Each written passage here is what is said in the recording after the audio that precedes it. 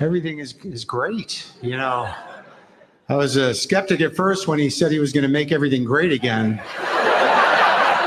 But wow, I had no idea just how great it was going to be. I mean, every day it's like, well, how much greater can this get? It's just going to keep getting greater with this sociopathic huckster clown king and his buddies, the autistic billionaire techno fascist. And somehow or another, he managed to find an actual Jewish Nazi for deputy chief of staff. Guy's really got an eye for talent. And his supporters, I mean, just this army of shills and stooges and grifters, collaborators, unfuckable hate nerds, white nationalists, crypto dorks, whack job Christian fascists. Yeah, and then there's just about like 50 million people who decided, I just like the guy. And actually hate them more than the rest of them, to be honest with you. Everything.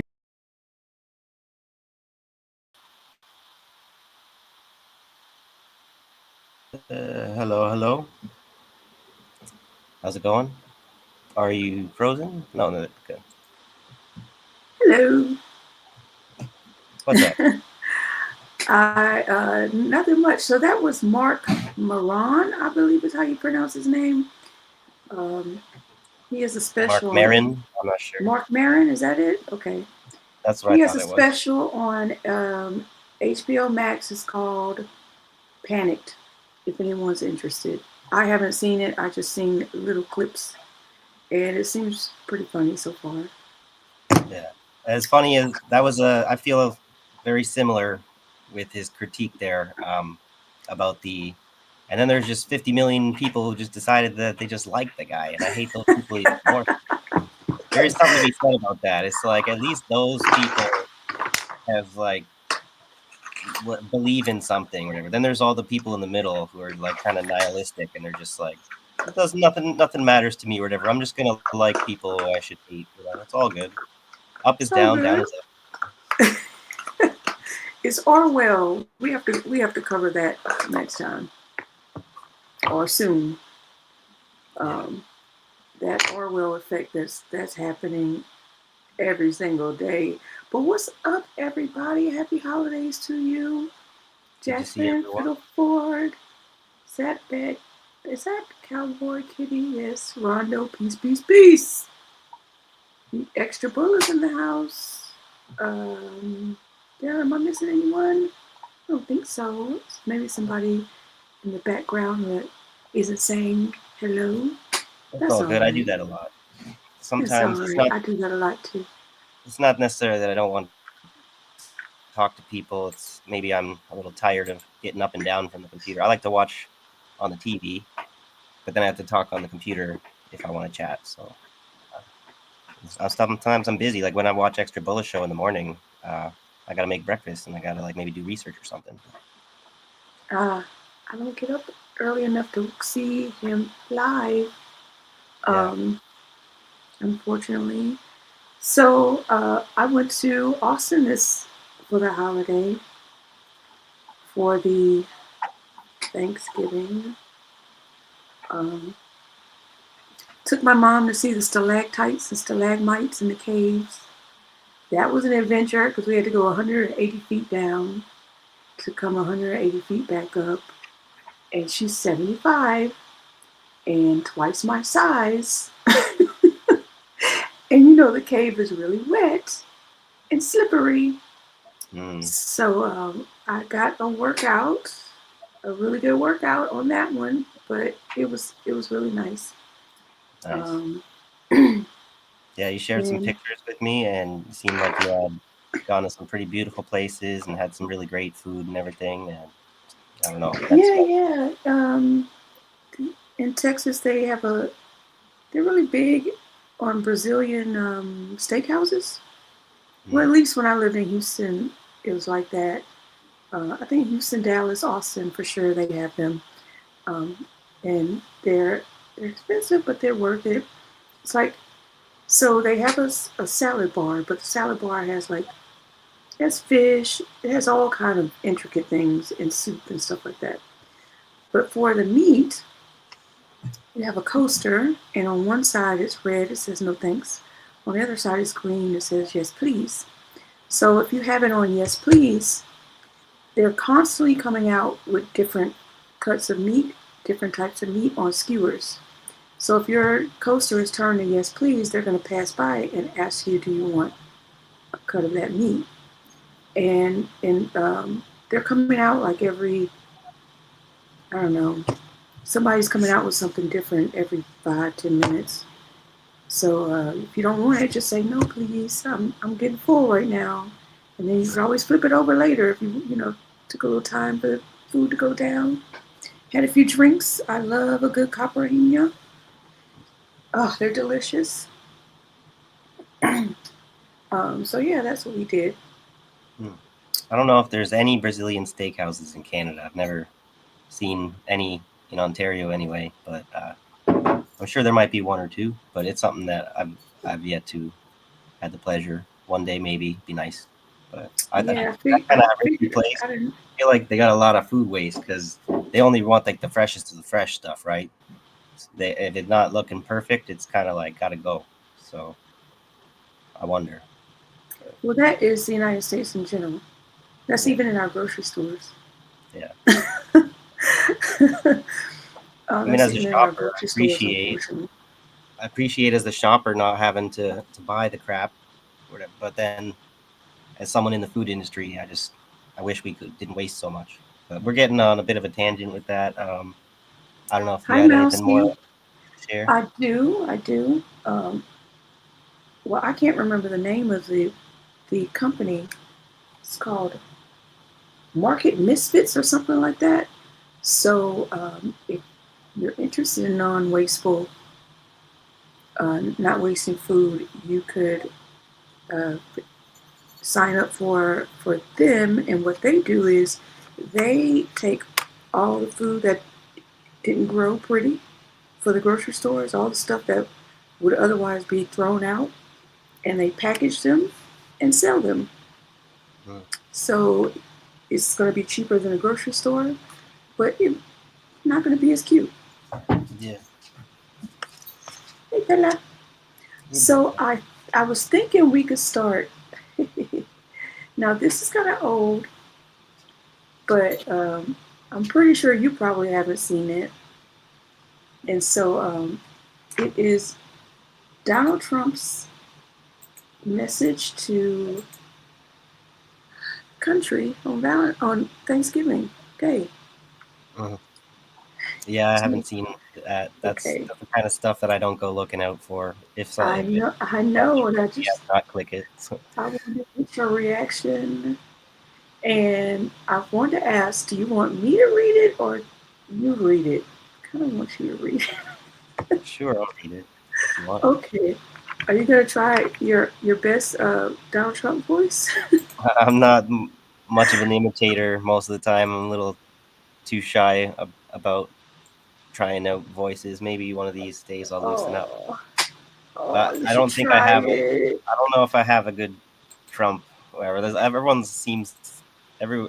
and their mother has a Trump impression nowadays. A very happy Thanksgiving salutation. Okay, go ahead.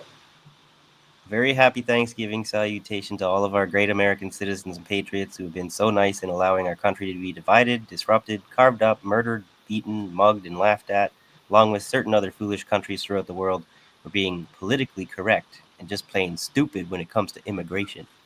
The official United States foreign policy stands at 53 million people, most of which are on welfare from failed nations or from prisons, mental institutions, gangs, or drug cartels. They and their children are supported through massive payments from patriotic American citizens who, because of their beautiful hearts, do not want to openly complain or cause trouble in any way, shape, or form. They put up with what has happened to our country. Lost my spot there. With what happened to our country, but it's eating them alive to do so. A migrant earning $30,000 with a green card will get roughly $50,000 in yearly benefits for their family. The real migrant population is much higher. This refugee burden is the leading cause of social dysfunction in America, something that did not exist after World War II. Failed schools, high crime, urban decay, overcrowded hospitals, housing shortages, and large deficits, etc. As an example, hundreds of thousands of refugees from Somalia are completely taking over the once great state of Minnesota. Somalian gangs are roving the streets looking for prey as our wonderful people stay locked in their apartments and houses, hoping against hope that they will be left alone like cowards. The seriously retarded governor of Minnesota, Tim Walz, does nothing, either through fear, incompetence, or both, while the worst congressman woman in our country, Ilhan Omar, always wrapped in her swaddling hijab, and who probably came into the USA illegally, in that you are not allowed to marry your brother, does nothing but hatefully complain about our country, its constitution, and how badly she is treated when her place of origin is a decadent, backward, and crime-ridden nation, which is essentially not even a country for lack of government, military, police, schools, etc. Is that all of it? Isn't that enough? Holy fuck. What the hell did Somalia do to you this year? Feels kind of out of the blue, Gosh. out of I left have field. tears in my eyes. That was completely insane. And a lot of lies. Okay, they're not 53 million. Okay, it says the foreign population stands at 53 million. When you say foreign population, that could be someone who's a naturalized citizen. So he's trying to inflate the numbers to make it seem like, oh, we're getting like bulldozed by these immigrants, when that is not the case. And then most of which are on welfare, so you can't have welfare if you're not a citizen. So that's a lie. But somehow they only earn 30,000. So he's talking about people with green cards, but they get roughly 50,000 in yearly benefits for their family. What? I don't know anyone who receives government assistance that gets anything near that amount of money for their family. Oh my gosh. Blanket statements are impossible to apply. Every individual is different, even though we have some kind of programs that we have access to. But it's really just mainly ignoring the obvious truth that socialists, communists, and stuff, leftists, real leftists, talk about all the time about, that these people are the ones making all the money for your country, right? They're doing all the work that is very important for the backbone of your economy. So what he's just trying to invert the truth, just trying to make it out to be these people cost us so much money, we give them so much, but it's all about taking from them.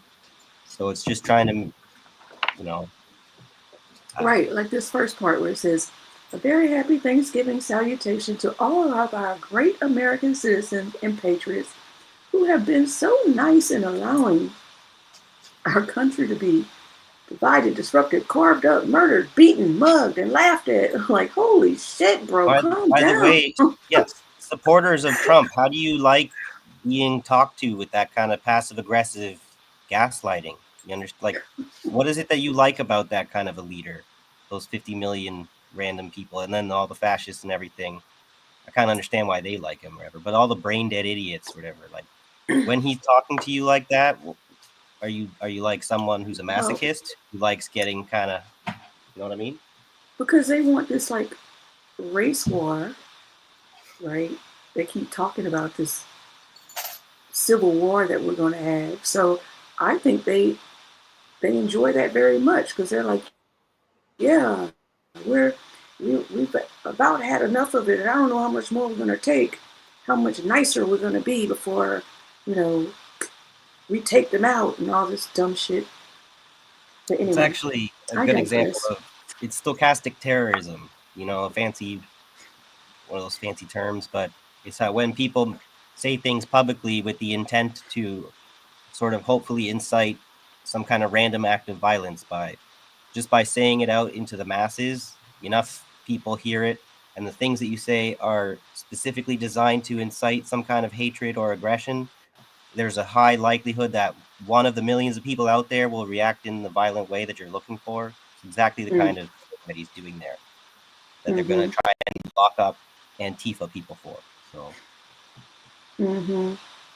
Either, but the people that, but these are his people, so I'm just a little confused. I don't know. it's the classic But fascist hey, textbook, whatever, response to the capitalism is in massive crisis. It's like, if you want to use the body politic metaphor, it's like a Frankenstein monster that's had some massive intervention, like surgery, emergency surgery, and that's like the World War II and stuff. That was when the capitalist system was in crisis already, and they had to do this super huge attempt to save it. And then now we're in like the terminal phase of their, they're taking the like someone with like end stage cancer. They're taking these crazy experimental drugs or whatever. That's this neoliberal phase we've been living in, and we're kind of like getting to that point where you can't do another emergency surgery to save this, right? Because it's already so close to death. But the fascist thing is to talk about immigrants instead of the capitalist problem. Sorry. And didn't that it did not sound like he wrote that. That sounded like some shit Stephen Miller would say. Like this. So I want to show you this, and then we can get into some more interesting stuff. Did I say hi to Driving Miss Macy? I can't remember. I was gonna say, hey Macy, what's up? Good to see you. And Mouse, what's up? Thank you. Driving me Macy. I said Miss Macy. Like I was thinking of driving Miss Daisy. All right. So Marco Rubio to Donald Trump. I wonder if they like each other. Donald Trump gave an urgent note from Marco Rubio and zoomed in. View exposes truth about Trump's social media. And here's a closer look. It says, very close. We need you to approve a Truth Social post soon so you can announce deal first. And shortly after, I'm very proud to announce that Israel and Hamas have both signed off on the first. Actually, I'm not even going to do his voice. He didn't post this or write it, for that matter, which this is the best indicator we've had that this guy is in decline, because during his first term, anyway, I just wanted you to see that he's not really he's not really posting all of his posts anymore. Well, I wouldn't have thought that he even, for the most part, people in this kind of a position, they don't really post they always have, even if any president has somebody posting their posts for them. Pretty sure that's the standard across the world at this point. Well, no, he used to do his own post. I'm sure that being the person that he is, he kind of felt the need to do that, or at least make the public feel that, like, believe that that's what he does. But I'm telling you, even when he does his own post, or there's always a team of, every president in the world has a team of media, public relations people that like monitor every public facing comment that the administration does. Well, I understand that part, but I'm saying his first administration, he was doing those posts. Like, it was insanely obvious, and he would do them in all. You froze up. Oh. You just froze out. I missed what you were saying there. Sorry. You're back. I said, okay. I said I understand that, but he's like an anomaly to that situation, because his first term, he really was doing those posts. He's too narcissistic to let someone else take the credit for his words. But now he just can't do it anymore. But someone said that this guy is popping up in their feed. His name is Tizzy Int or something like that. So when someone is like being crazy, racist, misogynistic, like just being an all-around horrible person in public, and you film them, if you send the video to him, he's pretty good at finding who that person's name, finding out who that person's name is, and so they could be held accountable for their bad behavior. Like, he's worked with the police on some of those as well, from people like, assaulting other people on camera. I think there's another one who does that too. His name is Dinesh. Those skills can be kind of valuable, but it makes me wonder about what their kind of ideology is in a way, because what they're doing is they're greasing the wheels of the judicial system there, right? They're holding people accountable, but with what kind of law? The corrupt law. So that would be much better service if we didn't have the courts that we have. But It is. it kind of When I forces say them. holding them accountable, it's like the people they're harassing, they don't know who this person is, the person that's harassing them. And so he somehow pulls together, because he has a lot of followers, pulls together his followers, tells the city and whatever, and somebody who recognizes them will out them.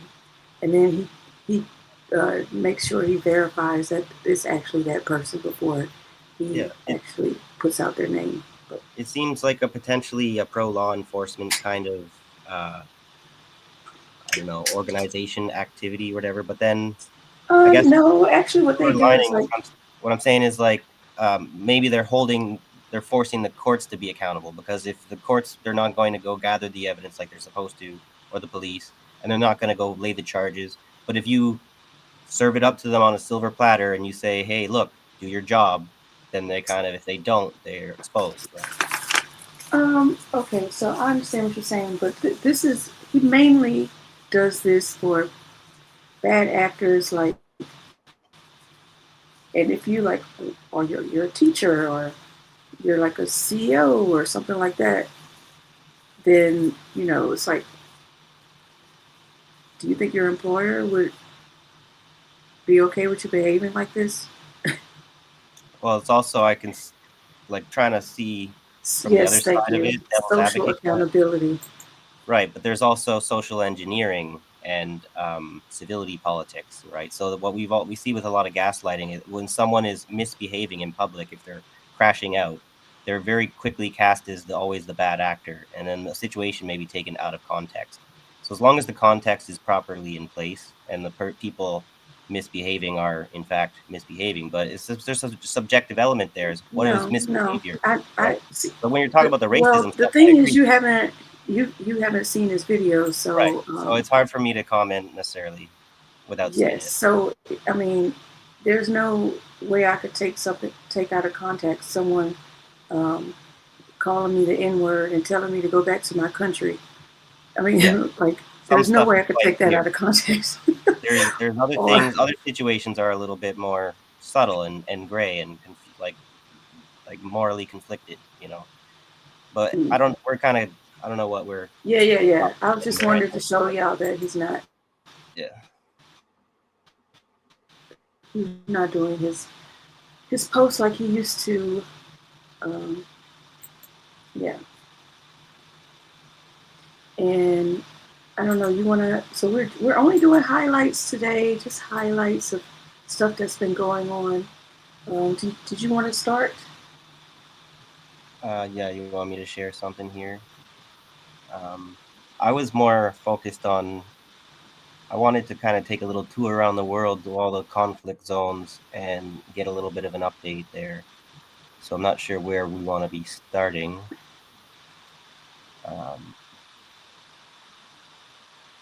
I can start. Sure. Okay. So we know that I think everybody knows by now that Trump pardoned that former president of Honduras. All while trying to go after Venezuela.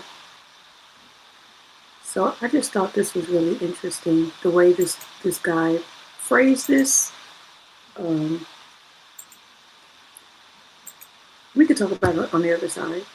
But everybody knows this already, right? Everybody knows what I'm talking about, I'm assuming, because it's not new news by now.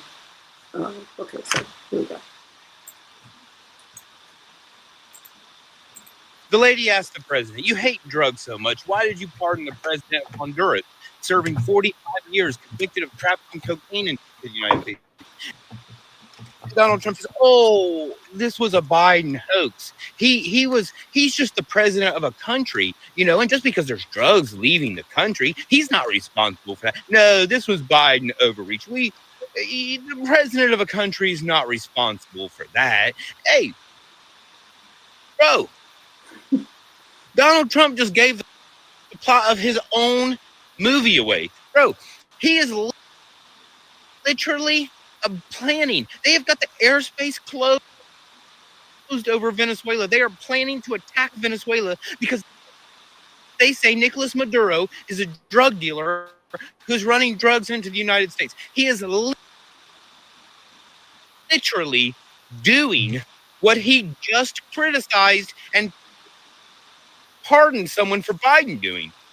I mean, you can't make this shit up.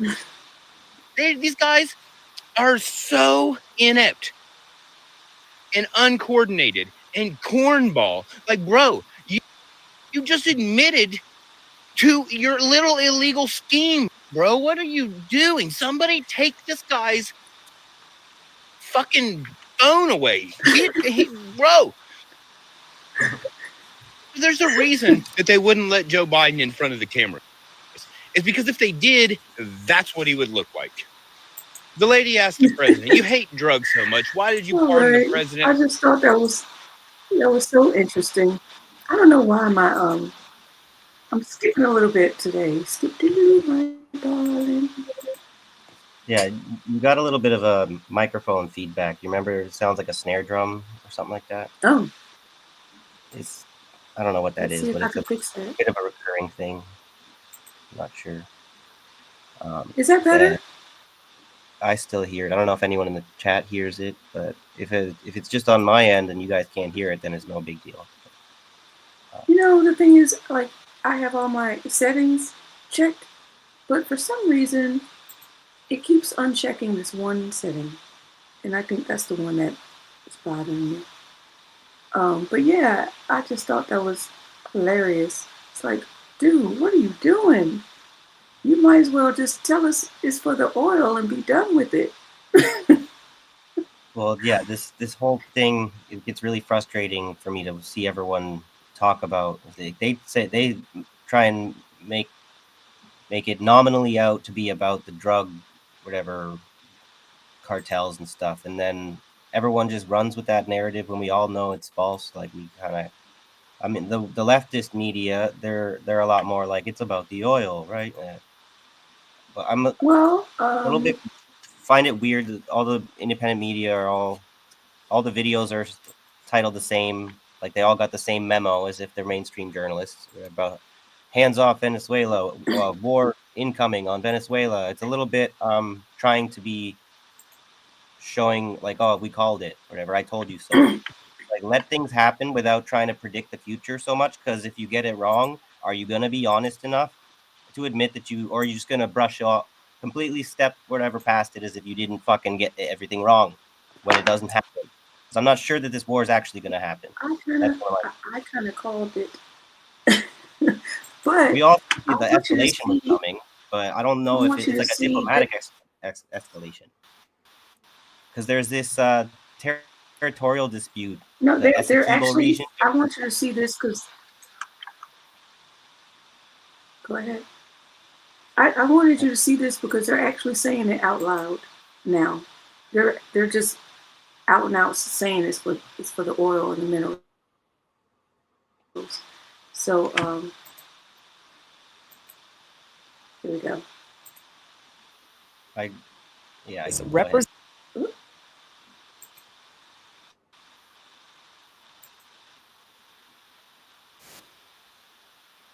And she popped.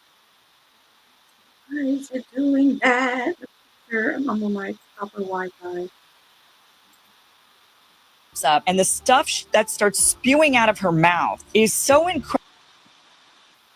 incredibly honest. She is pro invade Venezuela, and she gives us really the truth as to why she's for this and why many others are. Usually you hear this kind of stuff only when they're against it and they say, look, this is the real reason why we're doing this, for the oil. That's what people will say if they're against it. But this woman's actually for it. China is their #1 client for oil. That needs to change immediately. We need to be the number one client for oil. You brought up that there is a possible windfall of up to $1 trillion in economic activity for oil companies as one of the reasons for, quote, going in. I just want to be clear. So one of the reasons you want regime change is to access Venezuela's oil? They will love to have the American oil companies going in, helping them restructure their whole oil business because it's completely destroyed. That did not happen with the Russians. It did not happen with the Chinese. So I do believe that the American presence is exactly not only what Venezuelans want, the whole hemisphere. They have been begging, meaning the countries, there's 27 countries that compose this continent have been begging Americans to help them to be part of their economic bonanza. So that's what's happening in Venezuela. American companies, period. Here's Salazar again, once again reiterating it's about the oil. We're talking about the largest reserves of oil in the world It's so evil. that will be doing I have a hard business with time whenever watching these people that just the I have a hard American time oil companies. And that is something that has listening. made I have a hard time watching and listening to these people without feeling like physically disgusted because Yeah. it's just like everything they say is such like atrocious lies, or very damaging, violent kind of lies, and people are too much willing to give the benefit of the doubt or hear them out and let like maybe weigh their position against ours and whatnot. It's like you have to do our like you have to shut these people, close them out of your mind. You can't let them think. You can't entertain their thoughts seriously or whatever. You have to know what they're talking about, but we can't you can't take them seriously or whatever, like a right winger would.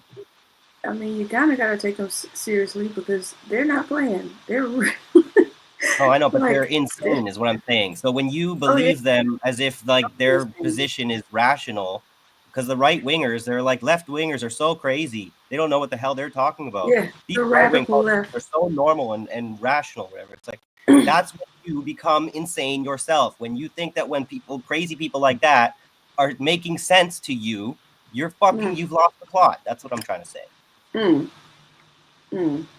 Hi, Kill Your Egregores. And hey, XD, good to see you in a little while. XD's.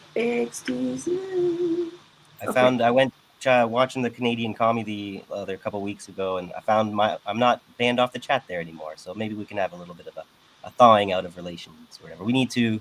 Now is the time to work together and get over our petty squabbling. So good to see you guys, Fiddleford and XD, whatever, Canadian comrades. So Good. I like that.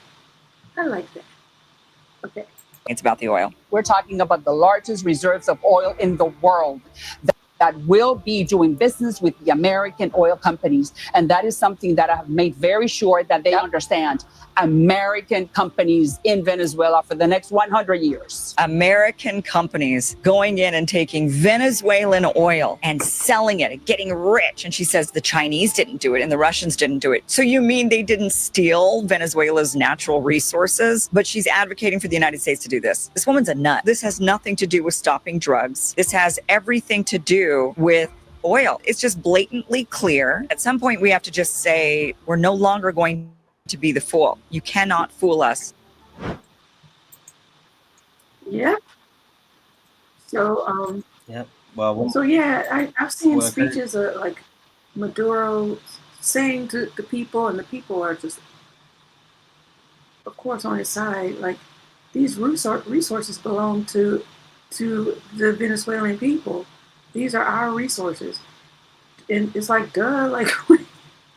It's so very refreshing to see Maduro and Gustavo Petro, I think he's the Colombian president, when they're talking publicly, like to the UN, to their own people, they're actually saying the things that I wish our own politicians here at home would be saying out loud to the public. Because that's like, even if it's a bit of a trick or whatever, just like putting on the image of it like a liberal would do or whatever, they're actually saying the radical fucking like, American imperialism is what's happening here. They are the problem, wherever they are illegal.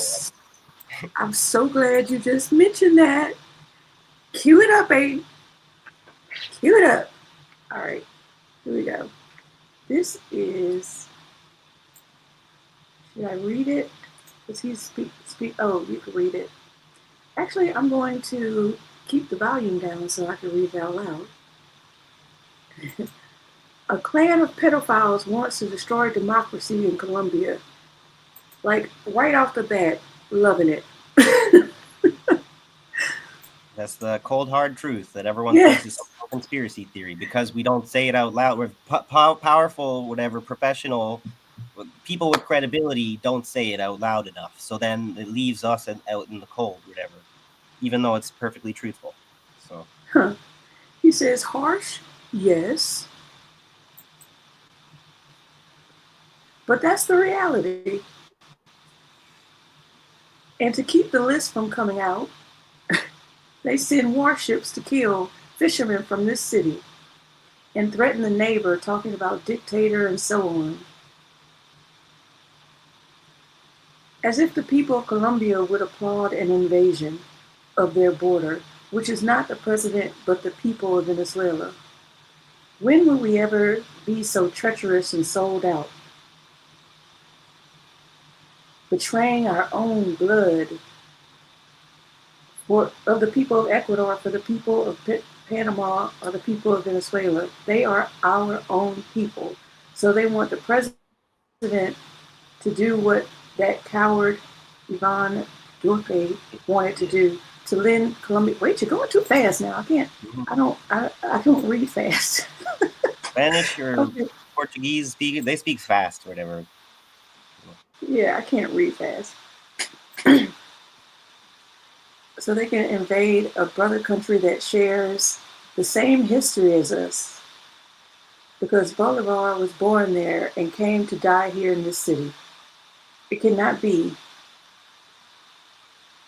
A president of Colombia that would do that would be cursed by future generations, because you would never be forgotten as a traitor. I do not belong to those who wanted to kill Bolivar. The government of Venezuela has had many criticisms, but I do not mock the people of Venezuela, nor would I set a trap for the people of Venezuela to fall into the trap of an invasion that is only about their oil, driven by greed and violence, to turn this beautiful corner of South America into another Syria, another Iraq, another Libya, full of slaves, slave trading, and new forms of slavery. Epstein's list, his friends, those who don't want to something polished in the United States, those who don't want to what? You don't I want the totally list missed published. it. Oh, to be published in the United States. They want to use us here with violence so that the people of the United States don't think about their own government, but instead get consumed by xenophobia, racism, ideas of racial superiority, and other false beliefs. And they use us to avoid addressing their own problems. 100%. The president of Colombia has spent decades denouncing drug traffickers. And the drug traffickers he has denounced have always been the ruling elite in Colombia. They've been ruling the state, a clan of pedophiles. Oh, that started over. Okay. Yeah. So yeah, that was awesome. Mhm. Yep, that's a good counterpoint to what was it, Salazar, Maria Salazar was that who was out before him, talking about how there's all these 23 other nations in South America that are just, begging for us to come take away their sovereignty. Or that's a good juxtaposition. Be like, nope, this is one of those nations you just mentioned, very unequivocally denying any association with what you're saying there. So, Mm-hmm. All right, yeah. so now Change list. Let's hope not. But right. people just like, this is the times that we're in, like Ibrahim Traore. When you say these things, you make these moves against the U.S., you know what's coming. So I would hope that he's got a very disciplined revolutionary vanguard around him that knows actually how to fight that threat. Mm-hmm. Since we're going around the world, you're pulling up your, as you pull up your what you wanted to share, I just want to mention that the Supreme Court had ordered the former president Bolsonaro to begin his 27-year sentence. See, Trump thought that Bolsonaro was going to be able to get out of there and come to the United States and be covered, be taken care of. He was so disappointed when he found out, because he was like, I think he was at a press conference talking about how Bolsonaro is going to be just fine, this and that. He didn't know they had caught him. Oh, you should have saw his face drop. So sad to see. Yeah. Ooh, Bolsonaro, ooh. all the things that Netanyahu and Modi and Trump are doing to their nations, they were counting on Bolsonaro to be able to hold Brazil away from BRICS, I guess. But Bolsonaro seems to me to be an example of the far right being pushed back in one of the few nations who managed not to succumb to this wave of fascism quite so badly. They did almost, it was touch and go there. But now that Bolsonaro's in jail for whatever, I forget how many years, probably for the rest of his life, 27. he's probably not necessarily. Yeah, he's a non-actor at this point now. They've literally neutralized him as long as they keep him in prison or whatever. They have to give up and find a new, like a Juan Guaido or whatever. He's become irrelevant, basically. And that's what should have happened to Trump, what should happen to Netanyahu, what should happen to Modi. Maybe one day, in the next few decades, that's exactly what's going to happen. But I don't see it happening anytime soon. But, if people want to be more revolutionary, things can change very fast. Fiddle has to run. Yes. Let's read his comment there. Let the great human birth that is the abolition of capitalism come within our grasp. Yes, within our lifetime. Yeah. Or not, Yes. or if not, let it be. And hi, Sean. Okay, So here I have on the screen. I have to run to the front really quickly. I'll be right back. You're never gonna notice I was gone. Sure. Okay. So, Okay. Since we opened with the Trump comment about Somalia, I thought that this would maybe be a good place to start. I've got a little bit more to talk about. I thought maybe Spain would be relevant to take a look at this week, considering what's happening with Venezuela. And Spain's kind of got that historic relationship with all these Latin American countries. There's the Pan-African world, there's the Pan-Arab world, and then there's the Pan-Latin world, right? So they have this very special relationship, right? So it's interesting to see that Spain is refrained from being America's lapdog over Venezuela. They are consistently communicating that there needs to be a diplomatic solution, a genuinely Venezuelan diplomatic solution, I think they went so far as to say. So they are kind of standing up to the Americans, you might say, on that.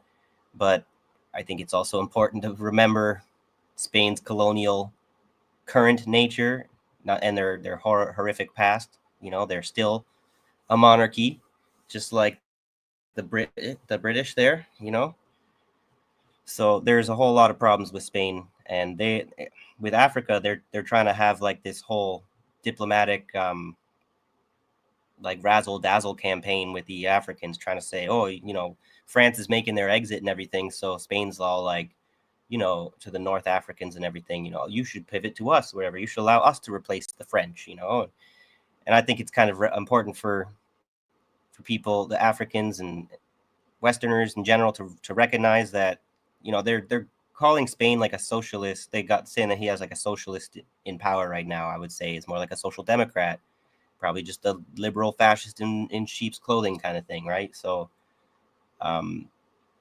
it's interesting when we look at the Americans. Everyone likes to talk a lot of shit about how the American Navy got kicked out of the Red Sea.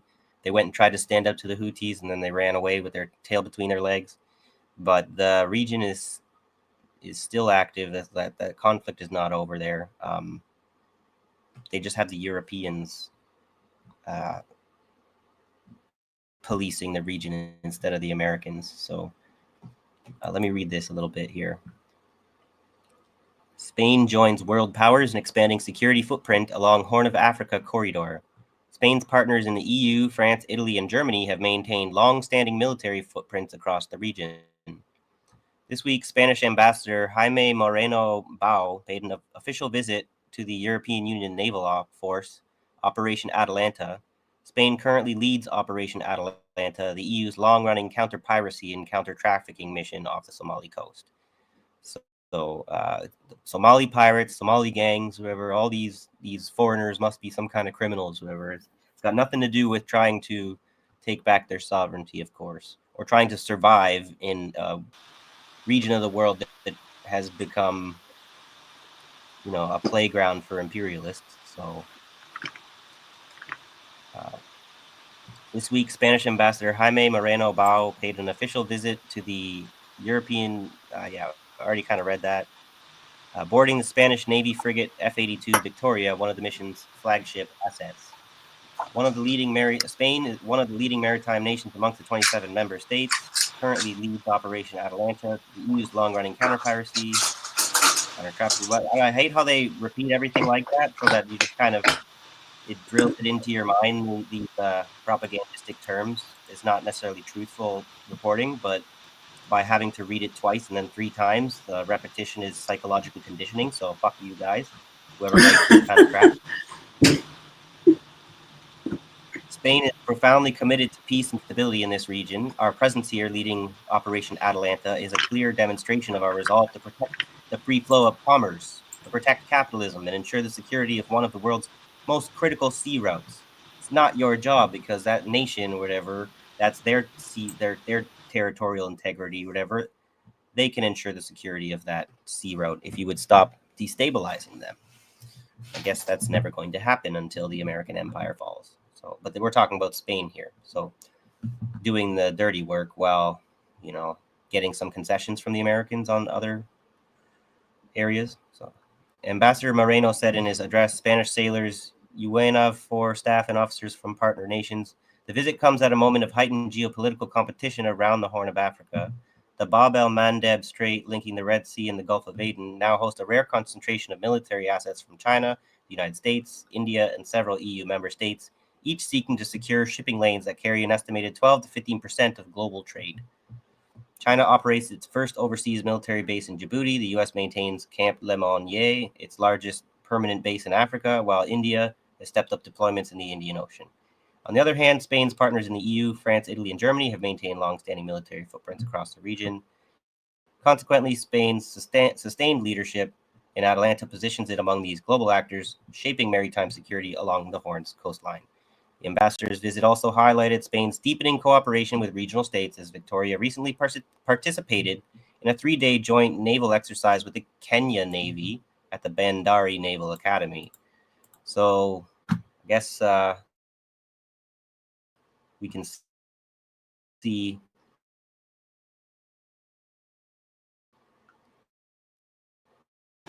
which side Kenya has decided to be on in the upcoming World War III. Can stop working against the interests of their own continent.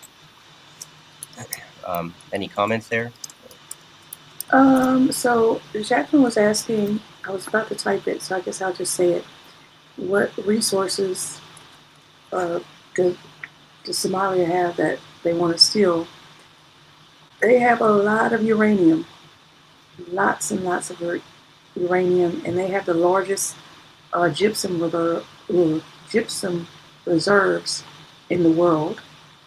They have oil and salt. They have salt. So I'm pretty sure they want the uranium, the gypsum, and if they could take the oil as well, that'd be great. Yeah. And then they have smaller deposits of things, gemstones, sandstones, granite, marble. I don't know how big the population is here, but a lot of these places, it's not necessarily the resources that are even the main, like those are kind of, that's definitely part of what they're after, but with a place like Somalia, they like the cheap labor that they get from a place like that is just as much something that they're looking for as the actual hard resources themselves. But it's also the trade route. It's the nexus of like the world, the biggest trade routes in the world are like the Silk Road kind of thing. So Hmm. it's such a geostrategic position, like geostrategically located, whatever important location in the world, that's whether it's poor in resources or not, or like the fact that it's at that crossroads is what makes it kind of doomed. That's the same problem with Ukraine kind of thing, right? So, and Yes. Sudan and And Gaza.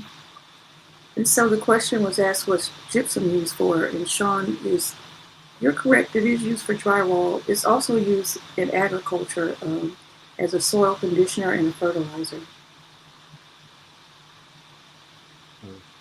Right. Oh, it's That's using cement as well. So it's used for erosion control, things like that. And it's also in everyday consumer goods, Yeah. like toothpaste, shampoos, paints, and backboard chalk. It's the kind of thing that It's a food unless you're involved in the industry where you don't really understand how valuable some of these resources are, how important they are to our everyday usage and stuff. It's also used in like dental impressions and prosthetics, Interesting. and for broken bones, like a cast for broken bones. So The it other has thing, a lot of different uses. yeah, another thing I was hearing about Somalia in my little research was they're suffering a pretty bad drought right now. So it seems like taking advantage of these places that are vulnerable because of their water scarcity is a way to kind of target, like, to destabilize Africa in general. I'm looking into like one of the reasons why Africa's greatest weakness is its water availability. It has like 8 or 9% of the fresh water in the world, which is not that high of a percentage. Some places like Canada have way more water than we need versus our population. But Africa is a massive landmass, so that 8% of the fresh water is just not enough to go around. And then when you look in, it's even more complicated where the water is located in Africa. Like the vast majority of it is like in the Congo River basin kind of thing, right?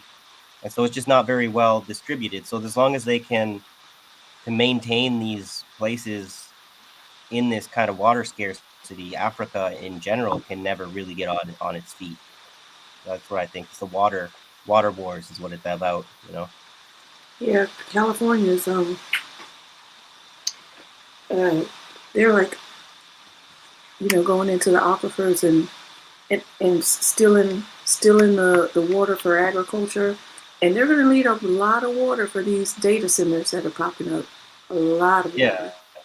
I have Now, seen a video. I hadn't watched it yet, but apparently the water problem is worse than we thought. I didn't know that, but not good to hear. yeah, we should go over it. Go over that soon. We kind of touched on it, but I think I spoke more about the noise pollution I think we talked about the water a little bit, but more so the noise pollution and the areas around it, and the light pollution, and how it's giving the residents headaches and brought the value of their property down. They can't sell and move because nobody wants to live there. Jacqueline has some news. You want to read it? And then, he's frozen. So Jacqueline said, my daughter has just come in and told me that 4 countries, including the Netherlands, and I think Spain, will be dropping out of Eurovision due to Eurovision's stance on It's Unreal. Interesting. I gotta look into that. So I have something that's kind of funny. Since we're talking about regime, yeah, you glitched out on it for a moment. Missed what you're saying. Oh, I was just reading Jacqueline's comment. You want to look at it? And so, since we're talking about regime change, um, God this damn. is a funny one.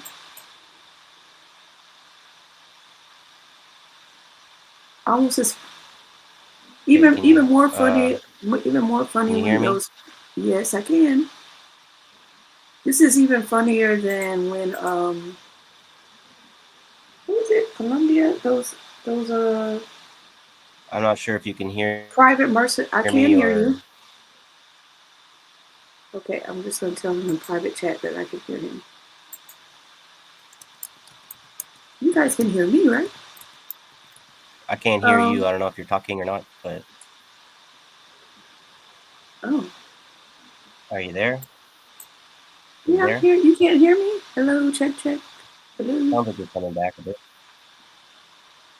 It had like minutes of really bad glitching or whatever. I tried to switch tabs to get to the next story while you were talking so I could do it nice and smooth, and it just fucked everything up because this goddamn computer is gonna be the death of me. Oh, I need to get a new well, one.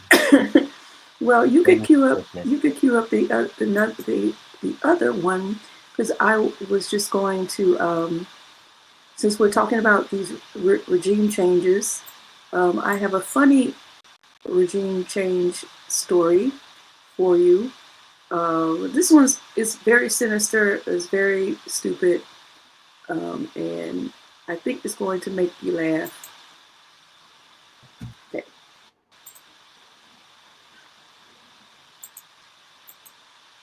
Then take the women and children as slaves, where they would then force the women and children Wait, to hold on. watch Start Netflix. over. On Meet Gavin and Tanner. They're stupid, but they had a I big can't work plan. with You this. see, I'm their gonna plan was to travel to the back out. Gonaïves Island in Haiti. All the men on the island then take the women and children as slaves, where they would then force the women and children to watch Netflix with them. If you don't know what that means, look in the comments. Now, if all that Okay, I tried to look in the comments and I couldn't find it. So if anybody knows what that means, watch Netflix with them, please put it in the comments. But I'm gonna start this over. Meet Gavin and Tanner. They're stupid, but they had a big plan. You see, their plan was to travel to the Gonaïves Island in Haiti. All the men on the island then take the women and children as slaves, where they would then force the women and children to watch Netflix with them. If you don't know what that means, look in the comments. Now, if all that sounds insane to you, it gets worse because it's the actual plan that these two came up with that's the scary part. You see, sometime last year, they meet up. They say, look, we still finna take over that island. Tanner said, you know I'm always ready. How we gonna do it is gonna go in military style. Gavin said, that's smart. You ever been to the military? Tanner said, I guess I haven't. So Tanner joins the Air Force and Gavin joins a firefighter academy so they can gain some skills to take over the island. Tanner in the Air Force, busting his ass. He said, man, this is tough. Let me see how Gavin doing. Ring, ring, ring. Gavin said, yep. Tanner said, okay, how's the firefighter training going? Gavin said, firefighter training? Oh, I flunked out. Remember, they stupid. He said, they was trying to make me learn and all that. Tanner said, ooh, I almost said something. Gavin said, cool your jets, Tanner, because I got a plan. Look, I'm finna go to Thailand and learn how to sail boats because to take over the island, we got to get to the island and we don't know how to sail. So Gavin flies over to Thailand. He says, hey, y'all, I'm trying to learn how to sail one of these. One of the folks out in Thailand said, yeah, we can teach you. Look, this is how much it's going to cost. Gavin said, cost? Oh, I'm broke. They said, oh, why don't you just Google how much it costs for us to teach you? We got websites. Gavin said, I should have done that. They said, yeah, but you can swim around the water. That's free. Now it's at this point, the two men decided to take a step back because they realized they were in over their head. Psych, stupid. You not listening. They dumb. They said, we'll figure out the boat stuff and the training stuff later. Let's move on to phase 2. Recruiting soldiers. And by recruiting soldiers, I mean going to Washington, D.C. and asking homeless people to join them. In fact, Tanner requests to be stationed in Maryland so he can be close to Washington, D.C. so he can consistently try to recruit homeless people. The homeless people in Washington, D.C. were like, nah, we're not going to do that. Gavin and Tanner said, y'all want to think on it? And they said, nah. And it was at this point, Gavin and Tanner looked at each other and said, let's keep going. So they start writing battle plans. They start texting each other plans saying, all right, we're going to go here. We're going to go there. They start texting each other terrible things they're going to do to the Haitian women. And it was at this point they get a knock on their door. Do. Gavin and Tanner said, who that? They said, it's the FBI. Gavin and Tanner said, Y'all trying to join us? The FBI said, not really, but you're going to jail though. Gavin and Tanner said, all right, we coming out. You see, the FBI had been watching them for months. We don't know exactly how they got caught yet, but that information is probably going to come out in the future. And well, these pictures you've been looking at this whole time are their mugshots. Gavin and Tanner said, how many years we facing? The FBI said, you're not facing like any years exactly. You're just facing your whole lives. Gavin and Tanner said, hey, but we didn't actually take over the island. We didn't do nothing. The FBI said, and you were never going to take over the island. You know how many people live on Gonad Island? Gavin and Tanner said, 40? FBI said 87,000. Gavin and Tanner said, well, I'll be a monkey's uncle. So now Gavin and Tanner both face life in prison for conspiracy. Meet Gavin and Tanner. They're stupid, but they had a big plan. That started over again there. So You're yeah, stupid.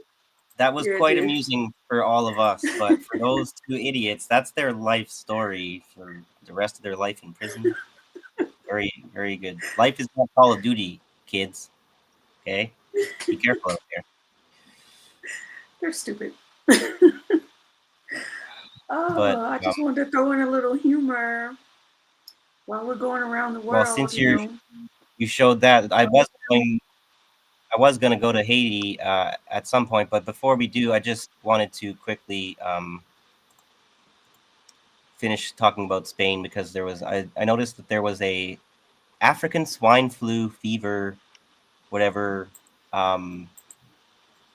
The whole, there's going to be another epidemic scare, whatever, psyop, right?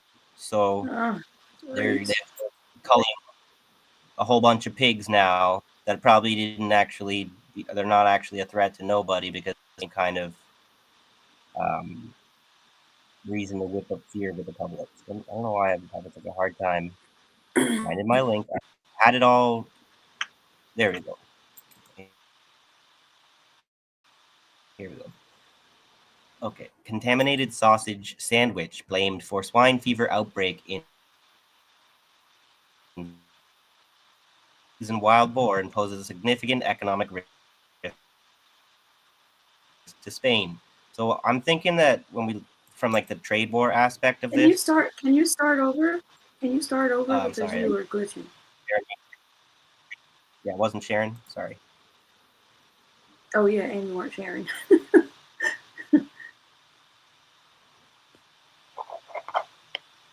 They're definitely playing the game Battleship where they're going. I don't know. Oh my Let gosh. me just start over. Was I glitching or? You were. Go ahead.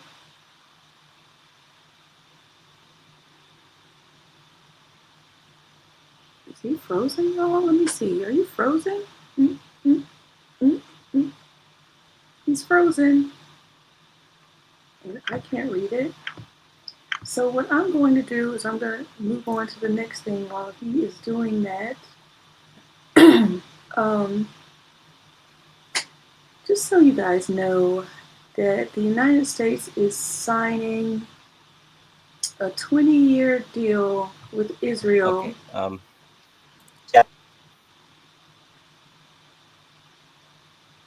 Okay. A 20-year I deal feel like, with, did you guys even hear what I fucking just said? Every Nope. time I try and switch back,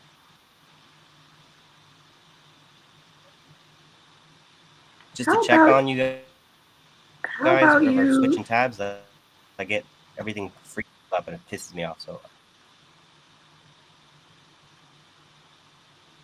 percentage slapped on whatever. So they're not.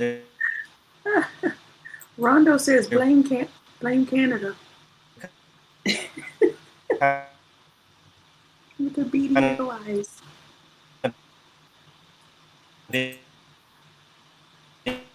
Okay, so I am very you are freezing. compliant, but they're also still doing a lot of dealing.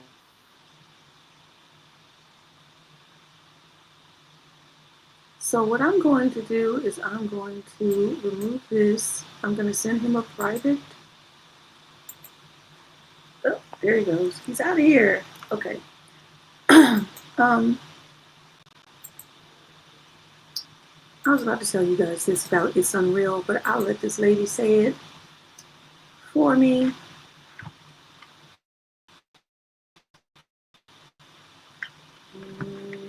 Here we go.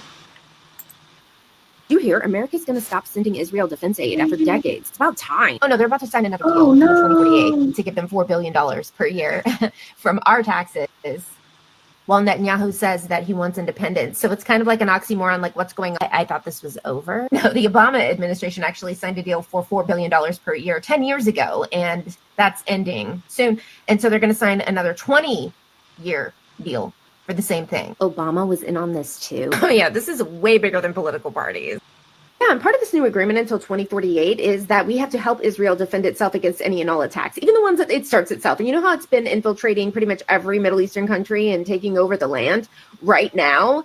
Yeah, those Middle Eastern countries are going to get pissed, and then we are going to have to defend Israel from them. Yeah, and that's like a lot of countries. So this could be a world war, and we have to help them defend themselves from the world. Netanyahu says he wants to be independent. So how are you going to be independent when you're getting $4 billion a year from a sugar daddy? Good question. Anyway, here's a line from all the people earlier this month in just one location who lost SNAP benefits. So you hear America's So there's that. I mean, that's not new, or that's not surprising or new. It's just there was an opportunity to reduce the amount of money we sent them, or just say no more money. And we just decided to extend it for 20 more years. That's longer than the first extension. So just wanted you guys to know that. That's pretty important. And I think Michael's coming back. Hello. This is gonna be really There frustrating he is. because I don't think it's gonna get any better. It's Do just you want gonna to send probably. me? I'll send you. Yeah, I should send you my links You and can shut send, them you can send down. me the link. And I'll send you everything in the private, and then shut it down. Maybe that'll help. So And so while you're doing that, just a few things, you guys.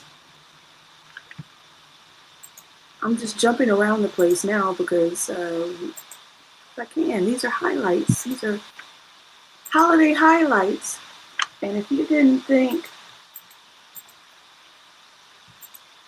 the pedophile ring was large enough, wait till you bring identity politics into it. A young black conservative abruptly resigns from Georgia Republican Party. And why would he do that? His name is Jaquan Stembridge. I'm just going to go down to the nitty-gritty of it all, of why he resigned. And it was effective November 29th. And this is why, right here. While the black conservative had grand ambitions to boost the party's outreach, his stint came to an early end with no direct wording from Stembridge himself. However, some ex-accounts have reported that Stembridge was part of a child Schmeck's predator sting, allegedly trying to meet a 14-year-old boy. Despite allegations on social media, local news outlets have yet to confirm their validity. So this is allegedly, for now, yeah. So identity politics going great for us. Nothing to see here. All right, are you there, Michael? yep, I'm here. Okay. So just to try and finish off with the Spain thing, Spain's deployed their military over a possible imaginary swine fever. Wait. Hold on, wait. There it is. Okay. Yep. And then let me make it bigger. But what is it also like a nice little thought to keep in mind about this is they're trying to push everyone to all these European nations to increase their military spending to 5% for NATO, and Spain is like the only country, one of the few that are like, no, we're going to spend like 2%, which is what we were trying to get to a couple of years ago, whatever. That's the goal we're going to meet, and so that's kind of like not doing what America wants, right? So they're doing this like balancing act that all these lesser, smaller third countries have to do between the two, like, Cold War powers of the China and the U.S. So I feel like what they're doing here is deploying their soldiers at home as an excuse to say, well, we need our soldiers for these kinds of reasons, where we can't be deploying them to Ukraine and shit like that, or whatever, right? So, but I'm kind of distracting. If you want to just actually read this story here, because I'm jumping the. Oh, Whatever. okay. You want me to read it? Sure. Okay. Spain has called in the military to help contain an outbreak of a deadly virus affecting pigs, which may have started from a contaminated sandwich. Okay. Soldiers have been deployed in a desperate effort to identify and control African swine fever. Oh, great. They always got to name it after some country so Americans could freak out. Is that not the and most be racist racist again. name they could find for that? It's designed to make it, just put the image of black swine, those black swine from Africa, right? Mm-hmm. So it's spreading amongst animals around Barcelona for the first time in 3 decades. Drones and sniffer dogs are now being used to hunt down boar carcasses for testing, with the number of confirmed cases in wild boars shooting up to 9 on Tuesday, up from last week. Oscar Odeg, the regional agriculture minister, revealed to Catalunya Radio that officials are working on the assumption that the virus may have spread from contaminated food brought into the country from abroad. Always blame it on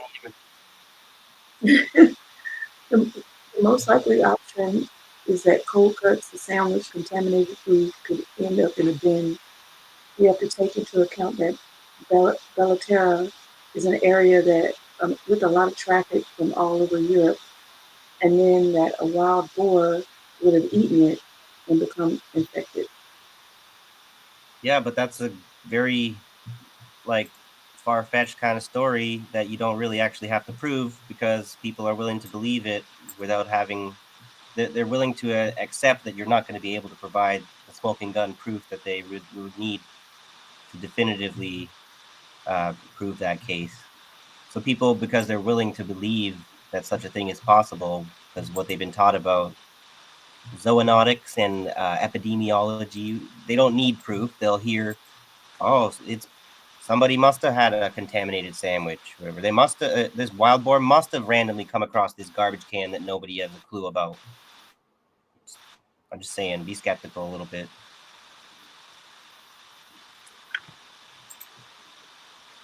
So I think it was hang on. Mousy who said, so we're going around the world, we're going back to Haiti.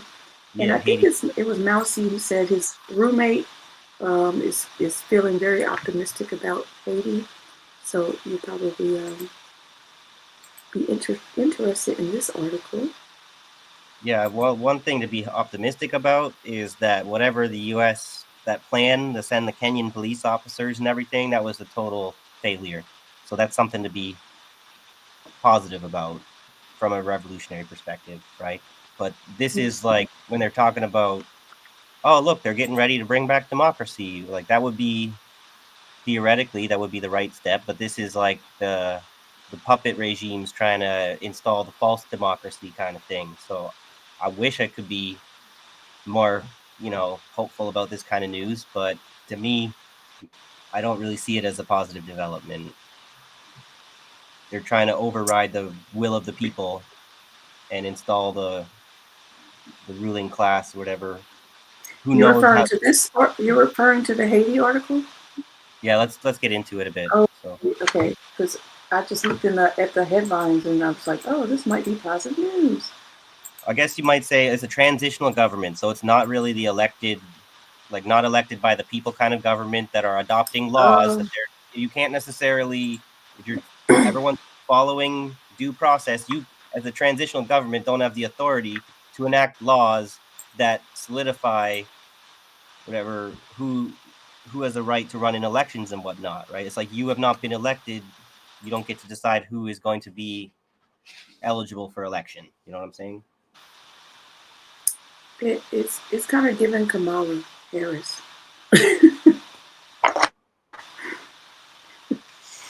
Like, nobody voted for you in the primary. Nobody voted for you. Yeah. But this story and then the next other link I shared is a good way to you got to see their so-called democracy moves they're making in Haiti, and then you also got to see the gang suppression force that they're trying to implement at the same time. So it's like democracy at the barrel of a gun, right? Go vote at the barrel box or whatever. But yeah. So you want to read? You want me to read this one as well? Yeah, let's read. We don't need to read the whole thing, but let's get the gist of what the article's saying. It's rather than just read the headline, which is what we're not supposed to do. No, I just didn't know if you were going to read it. Yeah, Okay. but you go ahead. So this is Chief of Protocol of the National Palace, Marc-Marie Yves Mazil. He speaks to Fritz Alphonse, a member of Haiti's Transitional Presidential Council, before they start a press conference in Port-au-Prince, Haiti, November 25th. Haiti's Transitional President Council has backed an electoral law in the latest step toward holding a general election for the first time in nearly a decade. The approval late Monday means that the government can finally publish an official and long-awaited electoral calendar after fears that the council would try to push back the tentative dates to stay in power longer. Council President Laurent Saint-Cyr called the move a major decision for Haiti. So it sounds positive so far. We must finally offer the Haitian people the opportunity to freely and responsibly choose those who will lead them, he wrote on X. By taking this decisive step, while remaining fully committed to restoring security, we affirm our dedication to putting Haiti back on the path to democratic legitimacy and stability.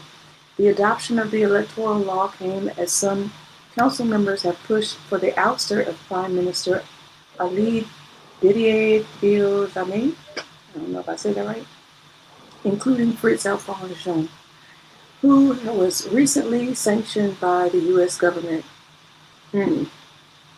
Well, okay. If the U.S. government wants to sanction you, that's a good thing. That means you're doing something right. Right there, the kind of some believe that the U.S. visa restrictions.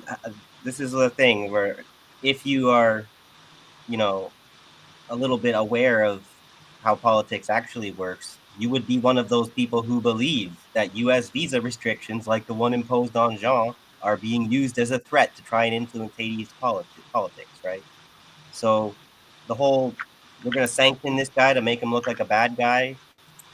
Typically, those guys are the ones actually trying to bring sovereignty to the nation again, and they're being punished because they're not being a comprador, trying to open up their nation for exploitation by foreign powers.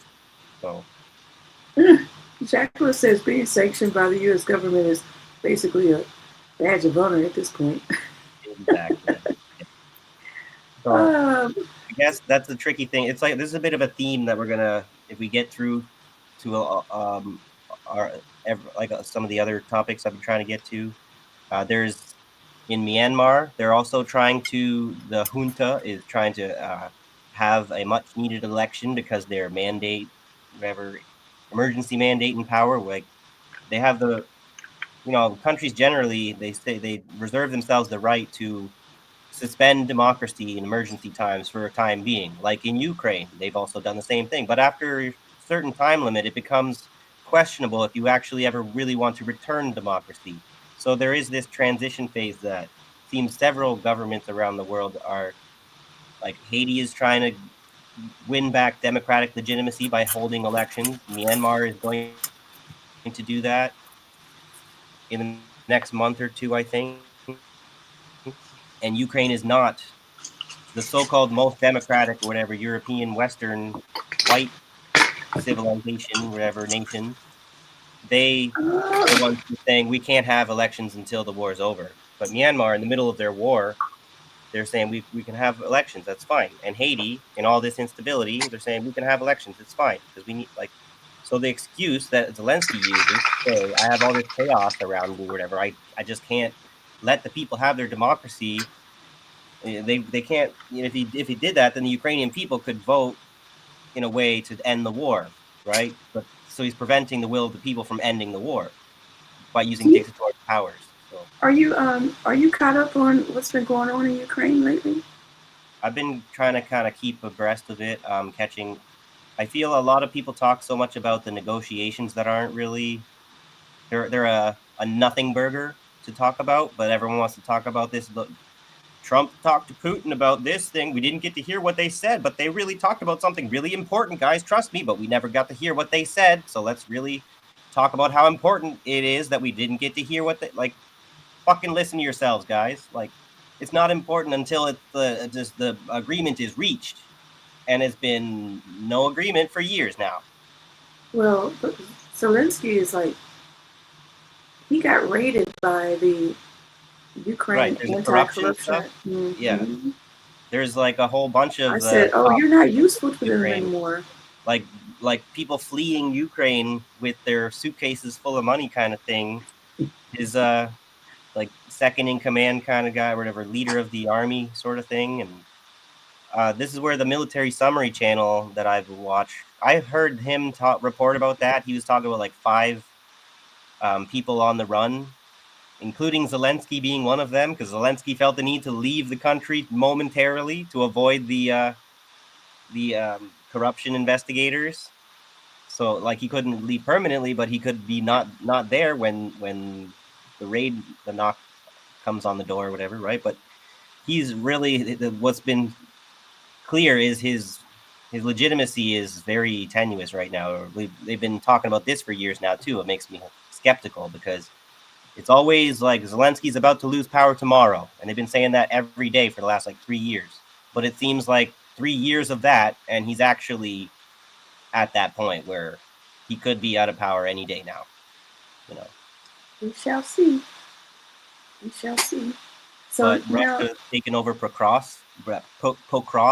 This is the thing, I can't really pronounce a lot of these words. Whatever. Like when you look, when I'm trying to say what's going on in Ukraine, I'm not wanting to hear about the politicians, whatever, do the celebrity gossip. I want to hear what's happening on the front line. And so this is where that's the more important thing. Russia's made some massive gains lately. They've taken like 4 major cities in the last like month. They had like the Zaporozhye whatever front. They're pushing there now. They're about to like potentially make another run on Kyiv, whatever, from the north. So the walls are closing in quite literally on the Ukrainian regime here.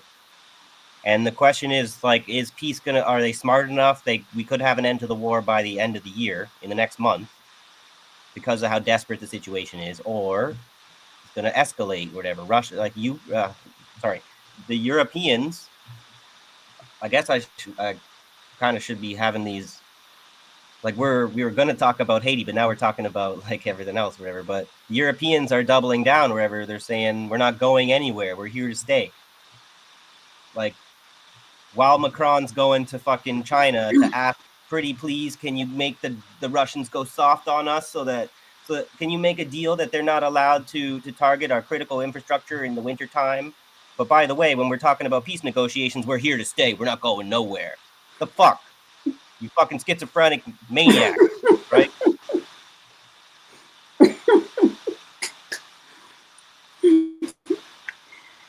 oh my gosh, yes. So maybe we should get to Haiti now, and we'll see if we come back to that. I kind of already did that story without the sources, but yeah.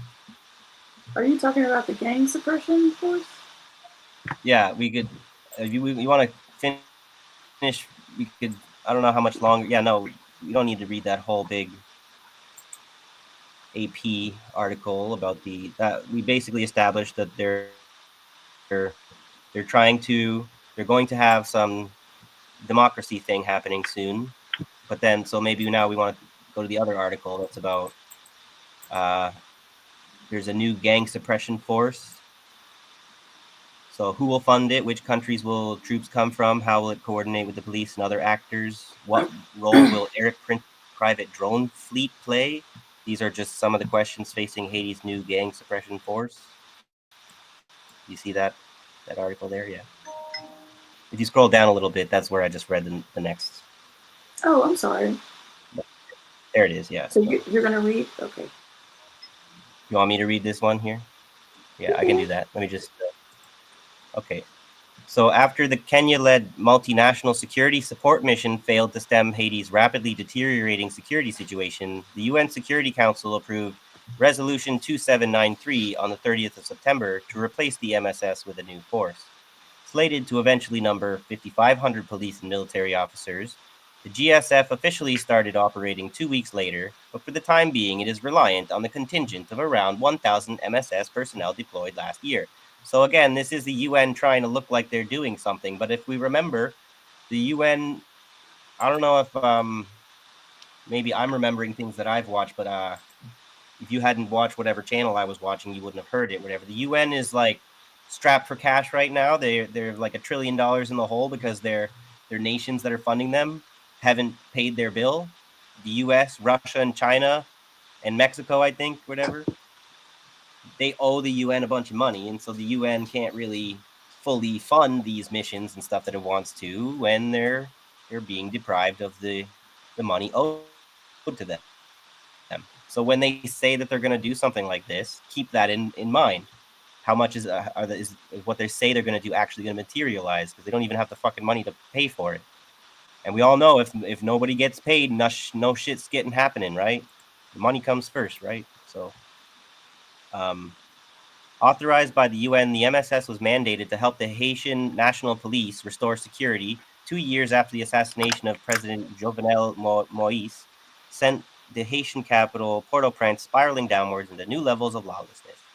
The U.S. pledged to provide $600 million for the mission, but this wasn't enough, and other countries didn't follow through on commitments of money and personnel. The MSS was never given the means to carry out its mandate. It was supposed to have up to 2,500 personnel. It got barely to 1,000. They didn't have the necessary equipment. They were outgunned and underfunded. A Caribbean diplomatic source told the New Humanitarian, speaking on condition of anonymity. We can only hope that the GSF will get the funding and the number of personnel that has been mentioned in the Security Council resolution. A statement posted on the New Forces X account says the transformation of the MSS into the GSF reflects the lessons learned from the MSS mission and adds that the GSF operates under a more robust mandate. Sure. But experts both inside and outside of Haiti say more information is needed to know what changes the GSF can really bring about, and many fear it will fall foul of the same obstacles that caused the original mission to fail, or worse, inflame the situation. Because I don't really think they intend for this mission to fail, or whatever, or for it to succeed, I mean. I think that they intend to just be, making it look like they're going to do something, and as long as Haiti remains in chaos, they've kind of already achieved their objective. So this briefing explores what we know about the new force, the challenges ahead, and what it all means for Haitians struggling through one of the world's gravest humanitarian crises. What is the current situation in Haiti? Since the deployment of the Kenya-led force, the security situation has continued to worsen. At least 4,388 people were killed due to gang violence between January and September this year. Or maybe, I guess no state repression didn't do any of that killing. Whatever, those police that you sent from Kenya didn't kill nobody. And this 4,000, it was all the gangs, right? I'm sure. Between January and September this year. So that's just between January and September, that many people were killed. According to the latest quarterly report from BINUH, the UN's office in Haiti. Armed groups have continued to expand to larger areas of the country. Nearly 1.4 million people are now displaced, and more than half of the population of nearly 12 million faces acute food insecurity. In early October, Stéphane Dujarric, the spokesperson for the UN Secretary General, told the press that 6,450 cases of gender-based violence had been registered between January and August of this year, half of them raped. In 75% of cases, gangs were the perpetrators, and displaced people made up 70% of the survivors. I feel like there's a whole lot of police force does a lot of raping, but then all the statistics somehow seem to point to all the gangs and whatnot. But I don't really know the situation in Haiti. I've not been there. Can't exactly speak to the facts when I don't have them. So I would just warn about propaganda trying to make out the people of the nation sounding out to be the enemies of the nation, you know. Compounding the situation, humanitarian assistance is struggling to reach those in need as aid barriers grow insurmountable. Working conditions are becoming increasingly difficult, especially with the fear that has taken hold in the humanitarian sector since a gang kidnapped UNICEF workers in July. Jean-Marc Biquet, head of Médecins Sans Frontières, Doctors Without Borders in Haiti, where the organization has been repeatedly targeted, told the New Humanitarian, everyone is reluctant to travel to dangerous areas. This is where we maybe want to do like a show one day, trying to investigate organizations like Doctors Without Borders, because I worry that they might be like a sort of soft power, imperialist kind of way to infiltrate and penetrate a country by bringing them humanitarian aid. And then you send your CIA officers as doctors to the country. So what's the name of that? They got kicked out of the UN something. I mean, they got kicked out of several places in West Africa, the Sahel region. They're getting kicked out of the United Congo Nations. and like Yeah. Somalia. For those very reasons, yeah. And Sudan, yeah. They don't like when if you were one of the people in these countries fighting these wars, you would not really see these doctors as like as any kind of ally or whatever. They are most likely a force meant to try and destabilize the people trying to reclaim their sovereignty, you know, make sure that whoever takes power does what the UN, which is controlled by the Americans and the Europeans, you have to do what they say or whatever, or else you're not allowed to run your country. So they'll make you out to be a horrible, evil terrorist dictator otherwise, right? Yep. Yeah, I don't know, Rhonda. What did happen to barbecue? I don't know. I just pulled it up. Okay, you looking I'm into gonna it? share it. Yeah, Cool. I'm gonna share it. So he was like, whatever happened to barbecue or whatever his name is. His name was Barbecue. That's not his real name, of course, but that's his name. So this is from March 2025. So that's the most recent thing I could find as of right now.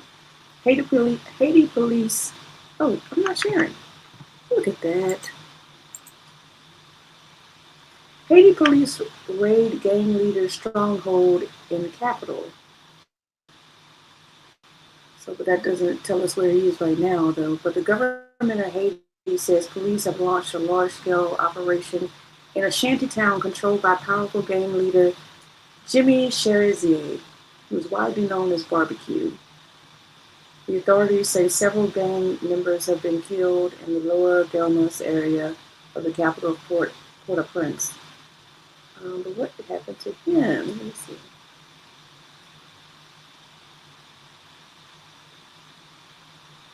It's not clear whether Kenyan police officers deployed in Haiti last year to help fight the gangs are involved in the security operation.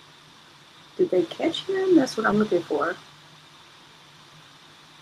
It does not say. Doesn't look like it. Sounds like we tried to go get him, and a whole bunch of people died, and yeah, got away. Right. That's what it looks like. They're gonna go bomb an apartment building in another Middle Eastern country. That's what they would be doing in Haiti if it was Lebanon. They don't really. I'm trying to see if I can find something more recent than that. Oh. Well, this is okay. Well, this is from August. Yeah, this is where you could hardly blame people for being ignorant these days. Show it to you. You go looking for information, and it doesn't give you anything recent.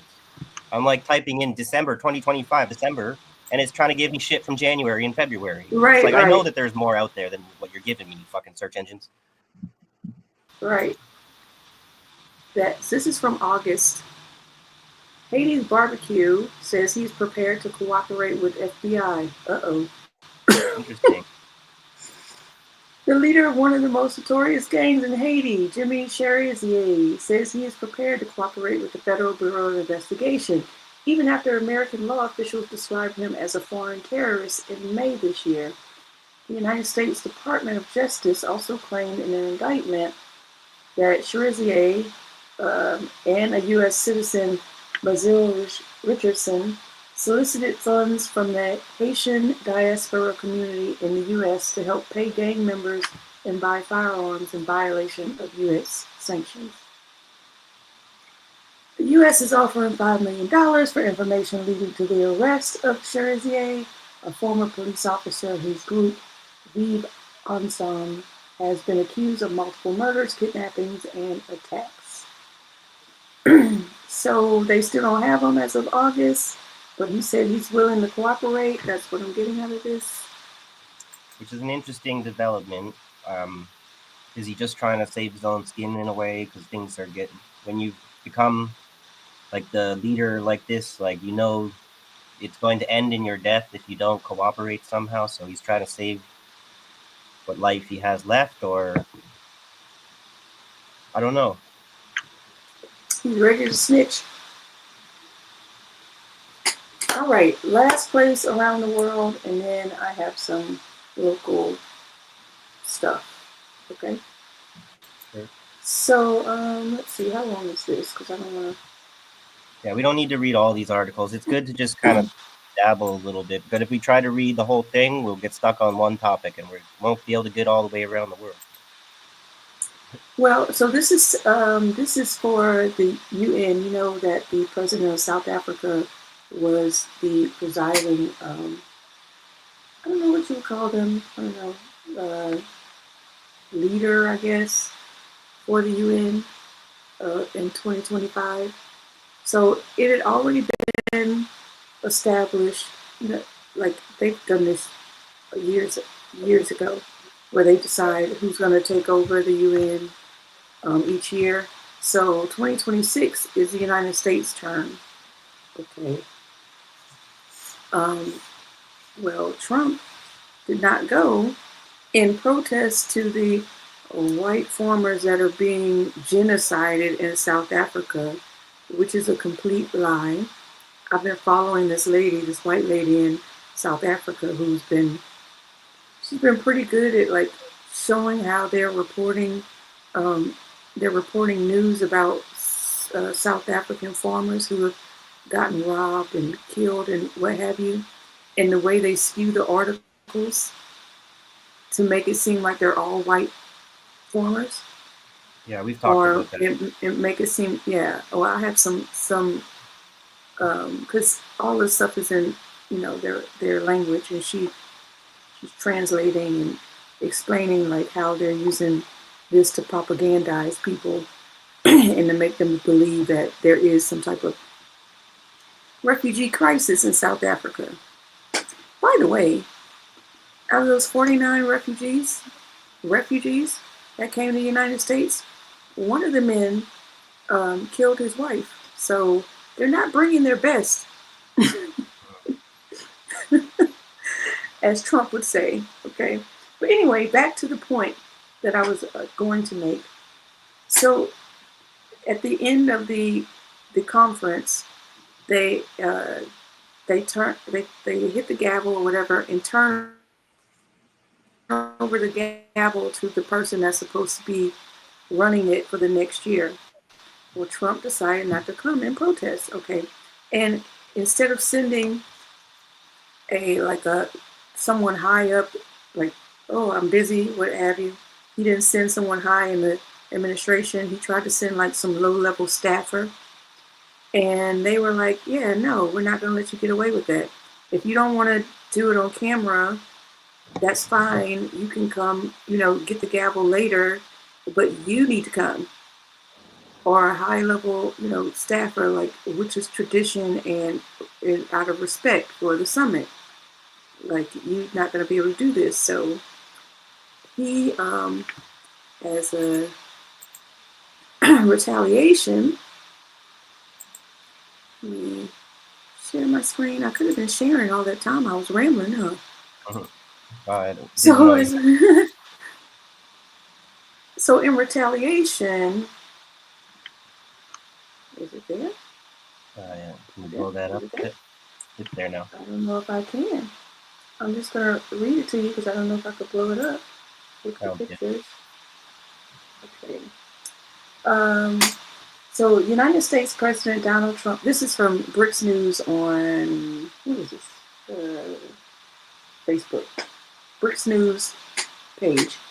United States President Donald Trump has announced he will block South Africa from attending next year's G20 summit as relations between the two nations continue to sour. The group of 20 comprises 19 leading economies plus the European Union and now the African Union. Countries within the group meet throughout the year, but an annual summit is also held, hosted by the country holding the presidency for the group. Trump chose to boycott this year's G20 summit, which was hosted by South Africa in Johannesburg last week.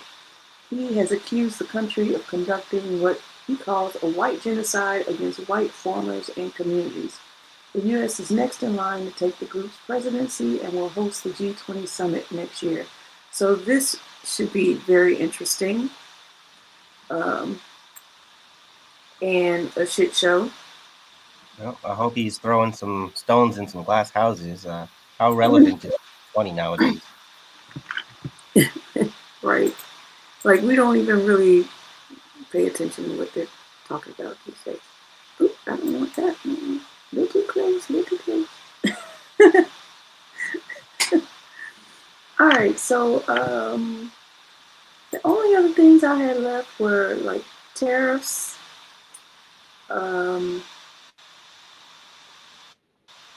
because Trump is blowing smoke up our butts about the tariffs. So I had a few things about that if you guys want to hear it, or I can wait for next time. ICE is in New Orleans. That's fun. ICE is here. And they're also, well, y'all remember that false flag? Everybody's caught up on that by now. So I'm not even going to get into that CIA agent who they activated so they could send in even more troops into DC. Everybody's caught up on that.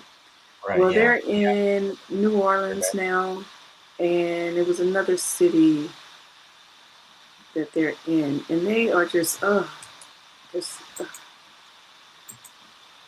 see how racist people are here is just ridiculous. And they're acting like, oh, they're in Minnesota. They're in Minnesota and New Orleans because they are targeting Somalians who I'm gonna let the newscaster tell it and not myself, so I can get it from them.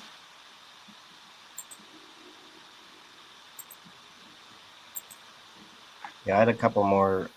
So I was thinking to talk a bit about Gaza and Lebanon and Syria, because that's all the places Oh my goodness. been bombing in the last few days, whatever, right? And I wanted to talk a little bit about, there was some That's a lot. there were some homes in Thailand got hit as the fighting spilled over from Myanmar.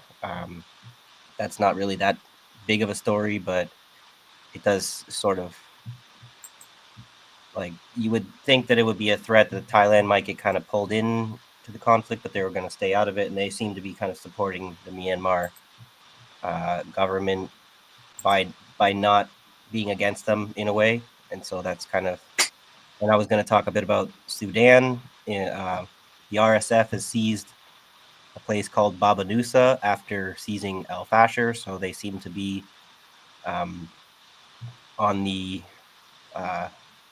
seem to have the government on the back pedal there, so they seem to be winning that war for now, I guess. And then This sounds like a whole nother show. yeah, might have to wait to get out.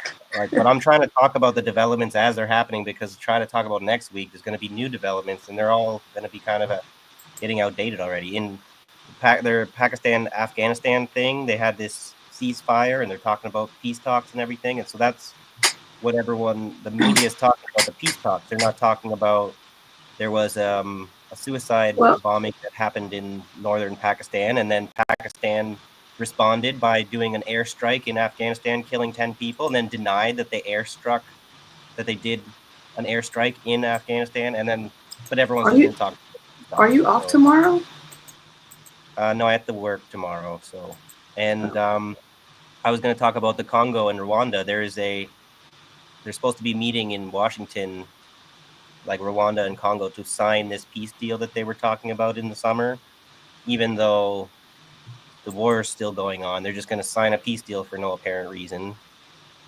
And like Burundi troops are in Congo. Let me just let you go ahead. Let me just let you go ahead and start, because you're telling all the stuff. Sure. And I can wait for my stuff. In Guinea-Bissau. So, and okay. I need to talk a little bit about India's crackdown in Kashmir. Since their little ceasefire, there's been shit going down behind the scenes, all kinds of human rights violations that aren't being talked about for whatever reason. I wonder why. So where shall we start here? That's like 50 things. I understand. We're trying to talk about the conflicts around the world. Like, there's a lot of this. It's only World War III, I guess, when the Europeans are fighting each other, right? So. Yeah, I actually have to leave out and come back in because something happened to my StreamYard. I can't see anything anymore. Okay. So sure. I'll be right back. Yeah, okay. Let me go on with the story then. I'll see you in a minute. Okay. Just looking for here it is, article from the New York Times, which I don't usually like to share, but might as well. It doesn't really help to be talking about an article from CNN or ABC News or whatever. New York Times makes no difference, right? Just kind of see what the news of the day is saying, right? So, deadly attacks in Gaza test ceasefire as body of another captive is returned. Israel launched a military strike after it said Hamas militants attacked its soldiers, the latest clashes in the 2 months since a truce was signed. The Israeli military launched a deadly strike on Gaza on yesterday, after saying Hamas had attacked its soldiers, the latest spate of violence to test the ceasefire agreed to almost 2 months ago. The Israeli military said it killed a militant in Khan Yunis in southern Gaza in retaliation for a Hamas attack in nearby Rafah that it said had injured 5 soldiers.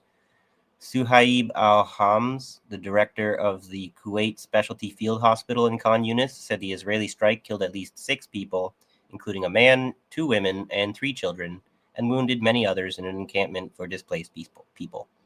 The ceasefire was agreed to in October, and there have been frequent flare-ups of violence, including Israeli military strikes on Gaza. The Israeli military has said it has targeted Hamas, but Palestinian health officials have said many civilians have been killed in the strikes, including children. But key parts of the agreement have been fulfilled, including the return of all the living hostages. Roughly 250 Israelis and foreign nationals were taken hostage, blah, blah, blah. On Wednesday, Hamas and Islamic Jihad, the second largest militant group in Gaza, handed over the remains of a Thai farm worker. The body of the last captive, an Israeli police officer, has not been returned. So they have one single captive left, deceased captive. It is unclear if there has been any progress on efforts to demilitarize Gaza, which Israeli and American officials believe would cement a long-term ceasefire. In Rafah, a Hamas militant opened fire on an Israeli armored personnel carrier, which had been brought in after a suspicious person was identified in a building in the area, according to an Israeli military spokeswoman. Yeah, whatever. Lying pieces of shit. Suspicious person being person who has no reason, like nothing actually suspicious about them whatsoever. They just so happen to be there, standing there, breathing there, in their own.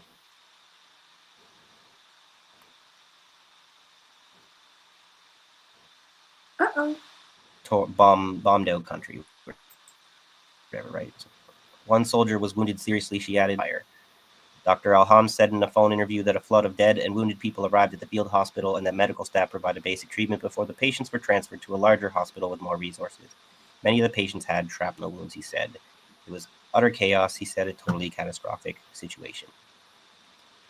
So just yet another, added to the pile of stories about Israelis instigating things and then saying, but Hamas. And then they just go and do more war crimes in violation of a ceasefire that we shouldn't really be calling a ceasefire at all, because it was never honored from basically day one. So here, this is Israel's multi-front war continues as attacks against Syria intensify. Even after they've installed their puppet regime, they still feel the need to attack them. So what a shit show we have here. Israel has continued attacks against its neighbors, including Syria, which has been met by local resistance. This is from December 1st by Asil Saleh. The early hours, this is from peoplesdispatch.org also. The early hours of Friday, November 28th, marked a serious regional escalation after the Israeli occupation forces launched a ground incursion followed by airstrikes on the town of Beit Jin in the Syrian governorate of rural Damascus. The assault began with an infiltration of IOF soldiers with the aim of arresting 2 Syrian residents who were allegedly planning to wage attacks on Israel, according to the IOF. You don't have the right to go invading another country to arrest people. It's that country's job to arrest their own residents, obviously. The Israeli ground incursion was reportedly met with armed resistance by the local residents of Beit Jin, who reportedly wounded 6 IOF soldiers. Subsequently, Israel began to launch airstrikes and artillery shelling targeting the town. The attacks killed at least 13 people, including 2 children, and wounded 24 others. Several families have been displaced due to the onslaught as well. Hassan Abdul Razak al-Sadi, the groom who favored martyrdom over his wedding. A notable story that surfaced from the Beit Jin massacre was that of Hassan Abdul Razak al-Sadi, a young man whose wedding was supposed to take place on the same day of the Israeli aggression. Media reports said that al-Sadi was one of Beit Jin's residents who clashed with the IOF on Friday in defense of his homeland. Al-Sadi has been widely celebrated by Arab grassroots on social media networks as a heroic patriot who favored martyrdom over his wedding. Israel may expand Syria's operations if it finds that the government was involved in Beit Jin's clashes, so they are giving themselves an excuse to escalate something that they should never, is a violation, yet another violation of international law. Israeli Channel 13 indicated on Friday night that the IOF is considering the possibility of expanding the military operation in the Syrian territories if it finds that the Syrian government forces took part in the exchange of fire in Beit Jin. And they will probably make that finding whether it was true or not, if they feel it's necessary. The Syrian government, by the way, under control of al-Jalani there, seems to be having a hard time holding on its grip on power. There might possibly be a bit of a Syrian revolution in the works, but it's kind of early days, touch and go, hard to make predictions there. But anything can kind of happen in the next few years. So the potential escalation may include airstrikes and an arrest campaign. On Monday, December 1st, Syrian Arab news agency Sana reported that the IOF carried out a ground incursion in different villages in the southern governorate of Quneitra. The Syrian government condemns the aggression as a full-fledged war crime. Syria's Ministry of Foreign Affairs and expatriates issued a statement condemning the Israeli offensive on Beit Jin as a full-fledged war crime and a horrific massacre. Well, that's kind of what you get for working with them so you could get yourselves installed in power, eh? Destabilizing the Assad regime. Right? Very, very necessary, wasn't it? You know, now you get to fucking clutch your pearls about it, right? The occupation forces deliberate and brutal. Oh, Jacqueline, you got to go? Yeah. Thanks for hanging out, Jacqueline. Have a good night, as always. I know we always go on too late, but there's too much to talk about, so I apologize. Where was I? The occupation force's deliberate and brutal shelling of the town of Beit Jin constitutes a full-fledged war crime, having committed a horrific massacre that claimed the lives of more than 10 civilians, including women and children, and caused large-scale displacement due to the continued deliberate and barbaric shelling of the homes of peaceful residents, the statement said. The ministry warned that the continuation of these criminal attacks threatens security and stability in the region and reflects a systematic policy aimed at destabilizing conditions and imposing an aggressive reality by force. It added, Syria will continue to exercise its legitimate right to defend its land and people by all means recognized under international law. So, seems like that's going to intensify. And then there is this parallel intensification that Israel is planning on Lebanon. So they're saying that Lebanon's failure to disarm Hezbollah could reignite war with Israel. They basically put the Lebanese government on notice and say, hey, if you don't get rid of this, if you don't disarm all of Hezbollah by the end of the year, we're going to reopen the war with you. And they've given them an impossible task. So they're not in a position to be able to do that anyway. But even if they were, it's not necessarily in their best interest to do so. So it seems like no matter what, Israel is going to have its way. It's going to expand its war against Lebanon and Syria probably in 2026 here. So before I go reading on, do you want to say anything, or do you want to read this one? Or No, I'm cool. I'm listening. Okay, cool. Everyone I'm playing cool in the with chat? Can you see that? Oh wait. What's that? I'm gonna show you. It's like some new layout that they have, so you can see everybody's comments better. Oh, didn't work. Never mind. Oh wait, here it is. Comments on stage there. Oh, I see. There Yeah. it is. I like that. That's nice. I don't see what changed much though. It doesn't really. I moved the article up a little bit so you can see it, what people are saying. I see. All right. Okay, let me read this one here then. Just kind of get some reading out of the way so that we can get to the commentary on it more. So militant fighters are regrouping despite daily IDF strikes and efforts from Beirut's official forces to assert authority. Lebanon will not disarm Hezbollah by the U.S. imposed deadline, risking a major escalation in the Middle East, current and former Israeli military officials have warned. Even though the Israelis have violated this ceasefire with Lebanon like 10,000 times, from what I've heard. But I guess, they have the right to do whatever they want. Of course not. The Lebanese armed forces have been tasked with seizing and destroying all of the Iran-backed terror group's weapons by December 31st. In May, Nawaf Salam, Lebanon's prime minister, said that they had achieved 80% of their goal in demilitarizing southern Lebanon. But despite optimism earlier in 2025 regarding the LAF's efforts, Israel has grown increasingly doubtful they will succeed. Speaking on condition of anonymity, an Israeli military official told The Telegraph that despite the LAF acting in ways it hasn't in decades, it is still not doing enough to fully disarm Hezbollah. So it's pretty funny how Israel's proxies in the region are failing them so hard, whatever, both in Lebanon and Syria, and I don't know where else, but I guess they can't crack that whip hard enough,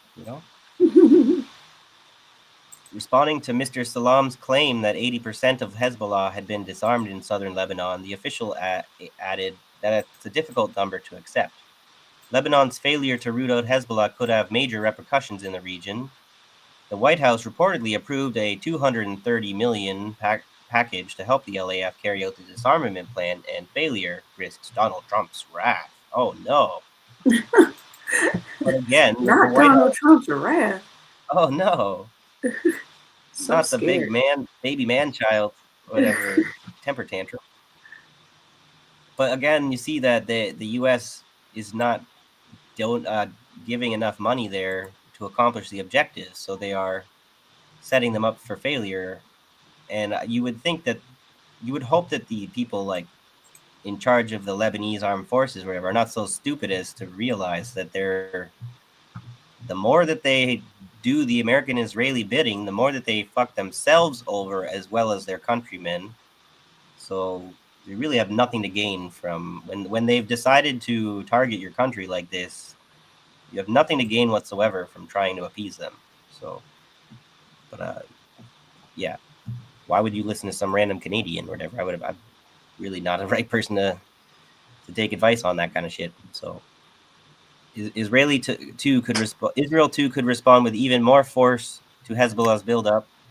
Netanyahu has ordered regular strikes on Lebanon following a ceasefire agreement, but he could ramp up his operations in an attempt to wipe out the group.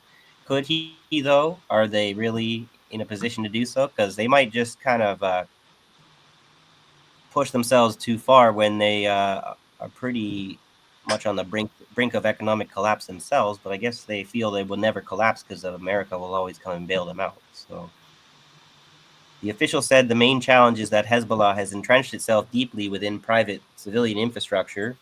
They rent homes, farms, and private land and use civilian areas to store weapons. Yeah, blah, blah, blah. Go fuck yourselves, okay? They are civilians that are being forced to take up arms, and you never gave them the opportunity to actually develop any real infrastructure to use as military infrastructures. So they have to use what they have available, which you're not really even allowing them to use that, because every time they try and use civilian infrastructure or whatever, it gets bombed, right? So I don't know, whatever. You can't take these statements at face value at all, you know. I would imagine it's plausible to assume that they're using civilian infrastructure, but we can't really even make that claim or we can't believe that claim because the people who make it are consummate liars. So the LAF doesn't enter private lines. Yeah. The LAF doesn't enter private homes, and in many places they hesitate to confront local Shia residents, and Hezbollah exploits this, the official said. The way they define success is very different from ours. If the IDF were clearing an area, we would sweep everything until we knew it was clean. LAF measures success according to its own limited plan, locations they choose to scan based on historical data. So maybe they completed 80% of their plan, but that doesn't mean the area is 80% clear of Hezbollah. Well, so I guess they're saying, like, well, the LAF is not acting like when the IDF goes in and we exterminate everything within sight, living or otherwise. You know, you just completely raise the area, and then you've 100% mission accomplished, right, guys? Whatever. And then anyone else who doesn't live up to that standard is failing. Yeah, Israelis are delusional, obviously. So the discrepancy between how the IDF and LAF define a fully demilitarized area means that LAF claims of completion are likely to be met with deep skepticism. Except nobody believes what the IDF has to say about anything anymore. So, you know, whatever. If the LAF declare the area... Oh, go ahead. Some do. Sorry. The Zionists do. Yeah, some people, some morons today, still, you just can't be, you know, educated about anything. I think in the back of their mind they have to know it's a lie, but it is the end result that matters to them, and it doesn't matter what you do to get there. You can't be that. It's more important for them to stupid. be loyal than it is to be truthful, right? So, yeah, and I tend to agree with you. You can't really be that stupid. But then this is the time where everyone says, "Oh, I don't know. I've met some pretty stupid people," and yes, I have, right? But it's mostly not stupidity. It's just intentional ignorance, where people refuse to know stuff. They just don't go looking in the places they don't want to see. So Blissful ignorance. yeah. If the LAF declare the area 100% clean by December 31st, we won't accept it unless they also address private infrastructure, which is where the real threat lies. So they have to destroy their own infrastructure, so that they have to hobble their own country without even going to war, technically, and that's what you consider success, right? So they've placed the Lebanon in a catch-22. They're damned if they do and damned if they don't. That was the whole point. In recent months, the disarmament process appears to have slowed, with the LAF reportedly using its entire explosives arsenal to destroy Hezbollah arms caches. Israel says it has detected increased efforts by Hezbollah to smuggle weapons into Lebanon from Syria to rebuild its capabilities throughout the country, particularly north of the Litani River. The Israeli military has significantly escalated its attacks on the group, launching daily strikes across Lebanon, which has been met with fury in Beirut. The IDF estimates it has killed 370 Hezbollah members during the year-long ceasefire. Oh, that's all. You can't call. This is what they make the news now, right? Just the most clear, insane inversion of reality, and you're supposed to just like say like, oh, but both sides have different perspectives about what's going on. No, this is not a perspective at all. Whatever the Israelis, it's blind, like genocidal intent, right? So I'm not sure how much do we need to keep reading this. We might want to move on here. But you know, it's a good thing that we signed that deal to give them more money every year until 2048. So they can, quote unquote, defend themselves. Yep. So let me see where I wanted to go from here. There's that Orwellian speak. Sean says, inside is out, left is right, up is down, dogs are cats, my friend. It is, I haven't seen Orwell in such a long time. I mean, not seen, read that book in so long. I need to revisit it because I can't remember everything that was said in the book. But it's so, like, if there's any time to read that book, the time is now to refamiliarize yourself with the psychological warfare that is our way.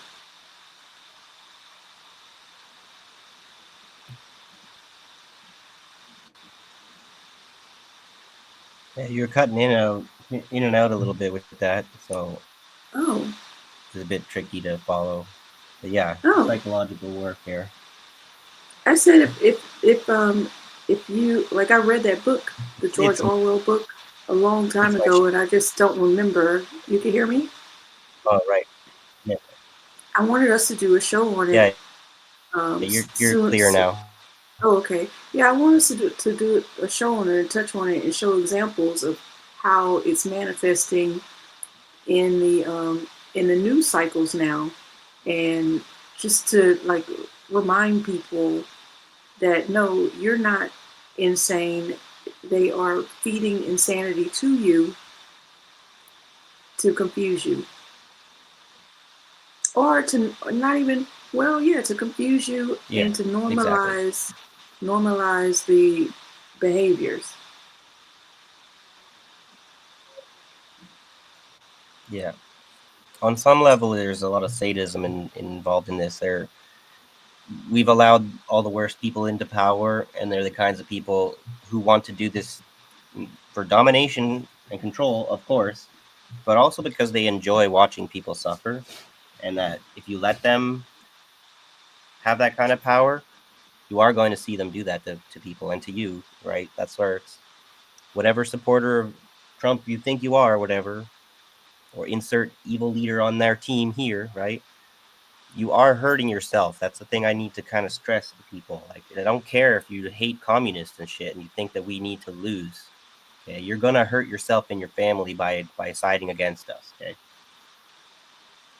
And you know, how about you just but I guess people read up on what communism is first before you just throw that word out there. You don't agree with me? Well, that's hard for people to do. Even I can tell people to what to read, where to go to read it and stuff, but they're already so programmed against communism. It's not really going to accomplish much, right? It's like we gotta establish like a school to teach people this stuff, right? They need to go to a course. They need to sit through months of.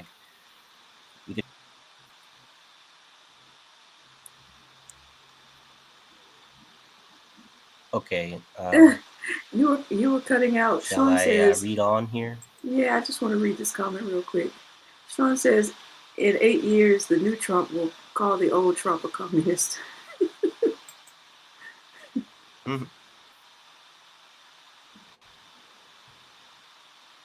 Uh-oh. You got it? You're cutting out now. I'm starting to lag again bad. Go ahead. You want to send it to me? That would be funny to see. Yeah. I kind of hope that he's not still here in 8 years. He's old. You know, it's possible he won't be. I don't know. Dick I Cheney. think what's Dick causing Cheney my for a long time. computer to slow down is there's a lot of ads on this.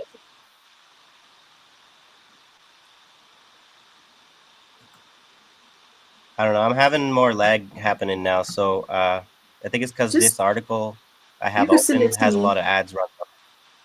Send it to me. So I gotta get off of it. Yeah. Send it to me. It happens to be the tab that's hiding underneath my camera, so it's kind of hard to click on. Here we go. There it is in the private chat.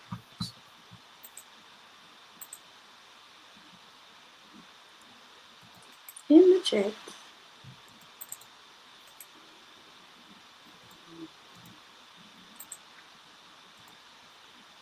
Okay. And then there's another article after that.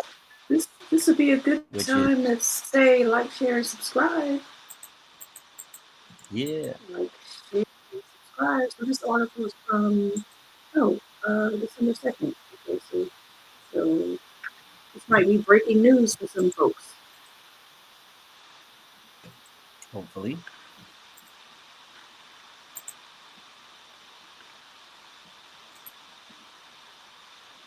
And I'm thinking, since we're getting kind of going late, I should just maybe cover the Pakistan, Afghanistan stuff and then the Rwanda, Congo stuff and then call it a day.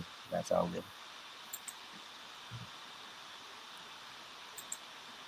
You see it? Yeah. Okay.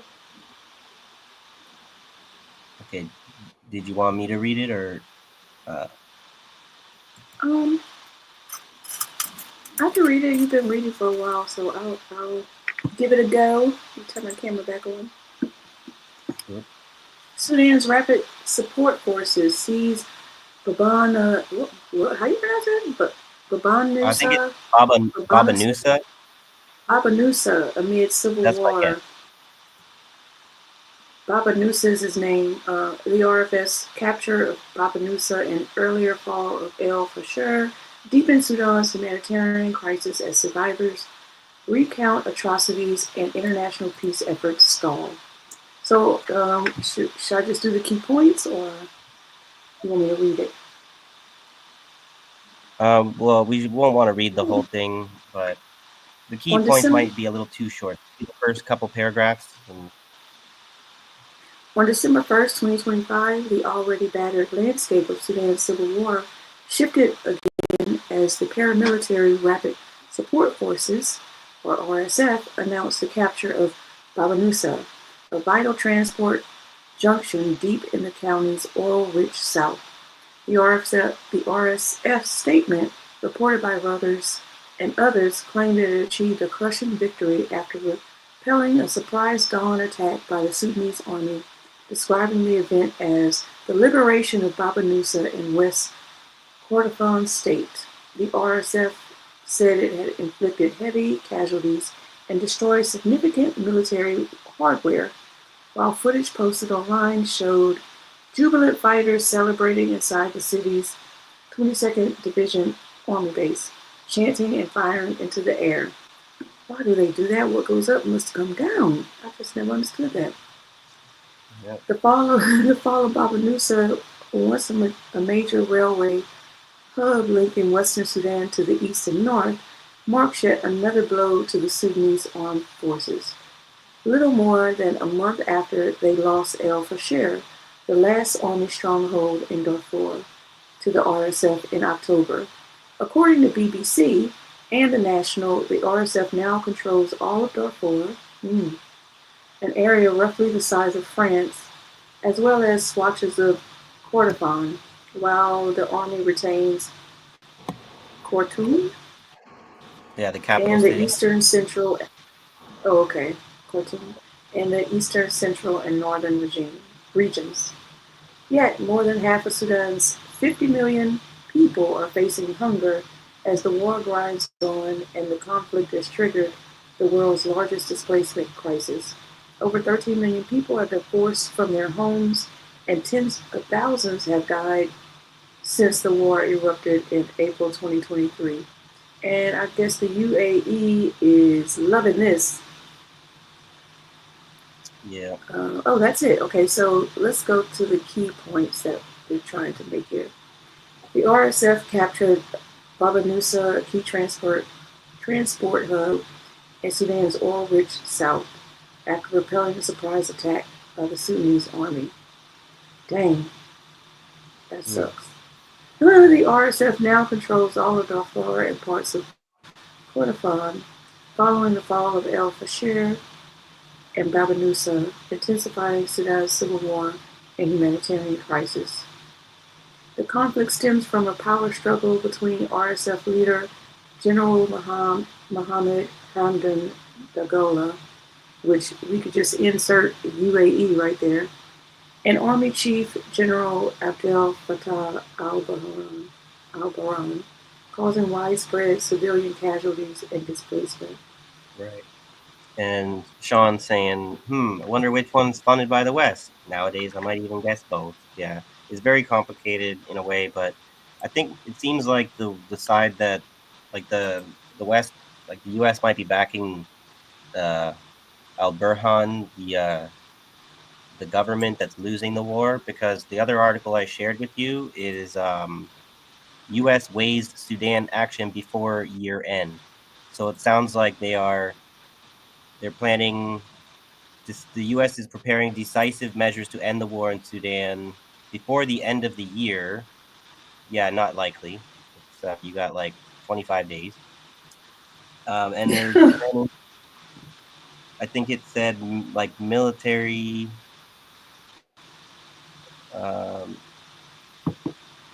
They're gonna prepare a military, diplomatic, and humanitarian response or whatever. It's gonna be.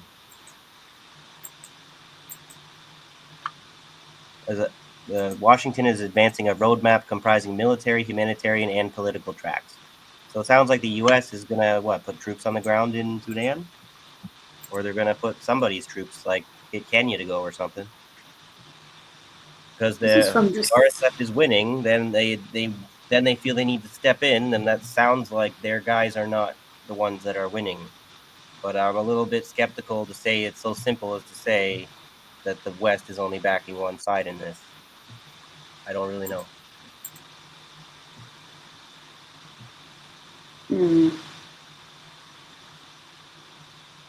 What was the U.S. weighs Sudan action for year end?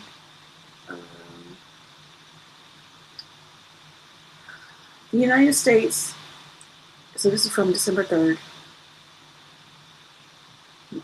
The United States is preparing a decisive measures to end the war in Sudan before the end of the year. Yeah, right. Diplomatic sources said, following a directive from President Donald Trump to halt the conflict. Sure, Trump. The move comes after Trump announced last week that work has begun to resolve the crisis and follows a request for direct intervention from Saudi Crown Prince Mohammed bin Salman. An African Union official and a Western diplomat told the Sudan Tribune on Tuesday that Washington is advancing a roadmap comprising military, humanitarian, and political tracks. According to sources and reports by Al Arabiya, I think, the proposal. Hold on, I have to mute you. There we go. Oh, you're back now. I guess you were trying to feed the dog. No, sorry. I was trying to turn the heat on. My feet are getting cold. Sorry.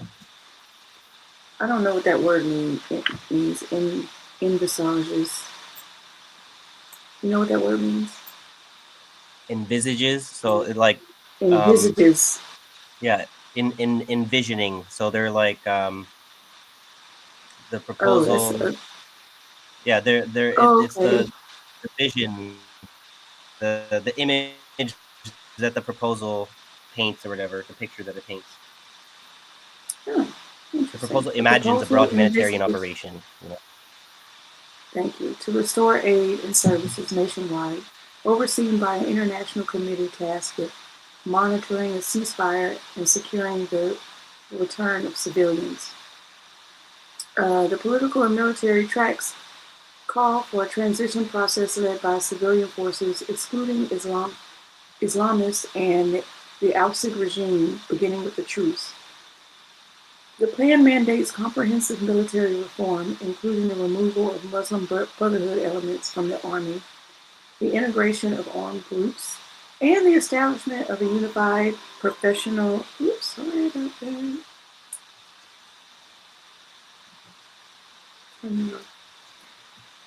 And the establishment of a unified professional military under civilian authority. A Western diplomat likened the anticipated U.S. steps to those taken against the regime of Syrian President Bashar Assad, suggesting Washington could impose asset freezes and immediate sanctions on individuals linked to the war. Well, this is interesting. So you're going to sanction the UAE? Yeah, I highly Like doubt what? they're gonna Exactly. the Sudanese proxies of the UAE, and then we'll see how this works out for them. Yeah, this article isn't adding up to me. A comprehensive accountability file regarding atrocities, particularly in Darfur, is also being prepared, the diplomat said. Regarding negotiations, the diplomat denied reports that a second paper on a ceasefire had been presented to the Sudanese army. He clarified that a document recently cited by the army commander was a response from mediators in Cairo, adding that the army chief had recently understood everything. Sudan Security and Defense Council recently tasked a committee with responding to the U.S. proposal, delivering its reply to the team of U.S. envoy Mossad Boulos. He was in that picture earlier. Meanwhile, concerns over the alleged use of chemical weapons have prompted calls for international intervention. So who's using chemical weapons? Just like in Syria, who? there's an accusation of chemical weapons usage. Right. It's giving Syria all over again. Yeah. So Ibrahim, a leader of this in the Civil Democratic Alliance of Revolutionary Forces, told the Sudan Tribune that the UN arms embargo on Darfur could be expanded to cover all of Sudan, drawing parallels to the Syrian conflict. So they're trying to just punish both sides to force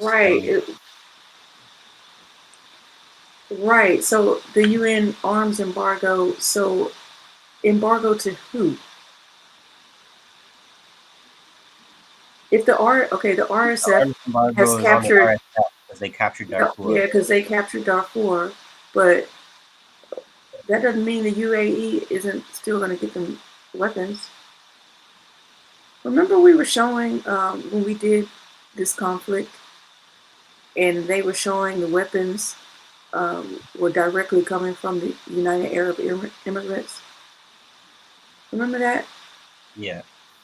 So this UN arms embargo, that's just for show?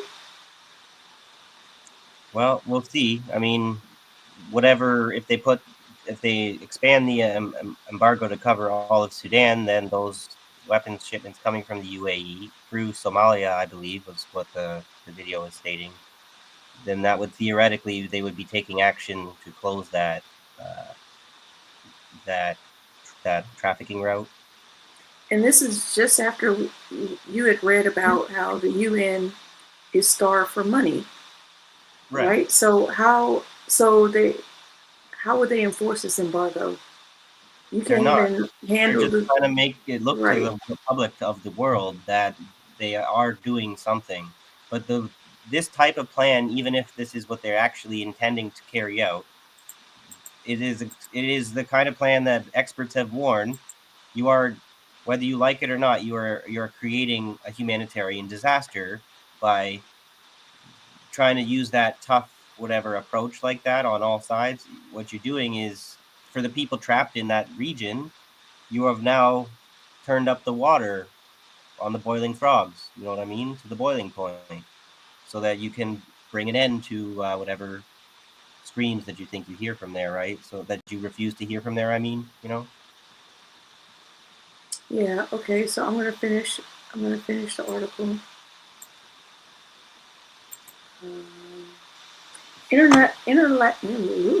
I just got tongue-tied. International law expert Sanhuri warned that the use of chemical agents constitutes a war crime. Okay, thanks. We need an expert to tell us that. He said the refusal of the Port Sudan government to admit a fact-finding mission from the Organization for the Prohibition of Chemical Weapons could trigger sanctions under Chapter 7 of the UN Charter, potentially leading to international military intervention. The African Union official said efforts were underway to coordinate regional and international positions to prevent external military or political support that fuels the continued fighting. Envoy Bulas, if I'm saying his name correctly, held meetings last week with officials in the United Arab Emirates, which Sudan accuses of arming the paramilitary Rapid Support Forces, a charge Abu Dhabi denies. It's on video. Like, how did they get these weapons that clearly say United Arab Emirates on the side of them if they weren't supplied by... Do you know where your weapons are? Do you have an inventory manager? Well, the UN is a little too busy acting as the enforcement arm of the US mafia empire. So they're never going to actually crack down on the UAE and them. So they would have done something about the Zionists if they had any kind of integrity whatsoever. But they're not going to. You have to stop believing that institution is worth anything. So that's an excellent point, Sean. I'll put it on screen. The sad part is, while little boys and girls play as adults, meaning the bankers and money powers, real adults and their kids die. yeah. Yes, so true. Because every war has to be backed by some bank. Like, you got to get the money from somewhere. Yeah. And that's where I get really frustrated about, like, we should be able to have more of a dialectical conversation with, like, pro-capitalist people, but I can't really. Maybe I need to do some growing up myself still here, but I can't communicate with these people who are grown children who act like their support of capitalism isn't literally killing people. So. Interesting. They never grow up. You're right. So are we wrapping up, or? Yeah, I wanted to talk a bit about the Congo because we haven't talked about it in a little while, and so just to kind of remind people that every time you hear that there's a peace agreement from this Trump administration, you know, it's not really. I didn't actually share with you the. I didn't share with you the articles for this one here. Sorry. I know. I'm sorry. I'm keeping you late. We might have to go 3 hours tonight, whatever. But just maybe we'll drop the Pakistan story. I did already mention it. Whatever. We don't have to read the sources. I'll put the sources in the Discord, I guess. But the Pakistan thing is basically there was a suicide bombing. There was an Afghan national who may or may not have been a resident of Afghanistan, because a lot of Afghanistan people have been displaced in Pakistan for years. Some of them have never even that grew up their entire lives in Pakistan, but because he's an Afghani national, they're saying that the Taliban was in on it, kind of thing. I think that it's entirely plausible that the CIA or whoever, just like this Afghan national in Washington, D.C. was activated for whatever sinister purpose. I feel the same thing could have been happening in this attack on this Pakistan police station, which gave them the casus belli to strike illegally in Afghanistan to try and provoke a war there. And then Pakistan denied doing the airstrike to Afghanistan, even though you got satellites all over the world now. Whatever, some country out there has got the evidence, whether it's the Chinese, the Americans, the Russians, whatever. So don't be fucking pretending like you can get away with that kind of a lie. Anyway, that's Pakistan's fucked right now. They're crazy ass motherfuckers. They're gonna get what's coming to them, maybe, but that would be a disaster. A lot of people would die for that to happen. So anyway. Now I'm gonna let you read this one because yeah. I need to Rest your voice a bit. Rest my voice a little bit. Yeah. So this is the Congo is a hard thing. I don't think that the independent media have been done the greatest in, like, they've kind of been falling for the imperialist narrative, I think, and making out Rwanda to be the genocidal perpetrator here, when the regime in charge of the Congo is more likely the instigator. But it's difficult because then you end up, are you believing the Rwanda propaganda? So, but we need to maybe talk with our friend Ryan. We haven't spoken to him in a long time. Our friend Canadian comrade who lives in Rwanda, because he would be able to give us some insight onto this story. But here we go. Breaking Ndayishimiye. Ndai Ishimiye determined to keep Burundi troops in Congo. So that is the Burundi leader, Burundi President Evariste Ndayishimiye, aka General Neva. That's much easier. Okay, General Neva recently received a delegation from his DR Congo counterpart, Felix Tshisekedi. The delegates included 4 senior officers of the Congolese Army, FARDC, and 2 senior members of the Congolese President's immediate office. They were sent to brief and coordinate the implementation of the Doha and Washington agreements with Burundian officials. This is from October 17th, by the way. It's a bit old, but not that old. Fueled by a racist anti-Tutsi ideology, the Burundian regime has become Tshisekedi's biggest ally in a war against Kinyarwanda-speaking Tutsi communities of eastern Congo. Ndayishimiye, or General Neva, and Tshisekedi currently deploy their armies jointly in eastern Congo to attack, kill, rape innocent civilians communities just because they are Tutsi communities. They also allied themselves with genocidal terrorist groups like FDLR, Watsalendos, and others in a wider conspiracy to attack Rwanda. But Kinshasa has allegedly signed peace deals within Washington and Doha. As usual, Tshisekedi has no intention to honor his words, especially the specific requirement to neutralize anti-Rwanda forces operating in Congo. Fact is, after signing a ceasefire in Doha, he literally unleashed a wave of drone attacks. However, he still has to feign goodwill. The Congolese dictator sent a delegation to Bujumbura to plot his fake de-escalation scheme. He wanted a partial withdrawal of Burundian forces as a fake gesture of goodwill. To his surprise, the Burundian side categorically refused any withdrawal. We cannot bring them back now. We need more time, the Congolese delegation was told.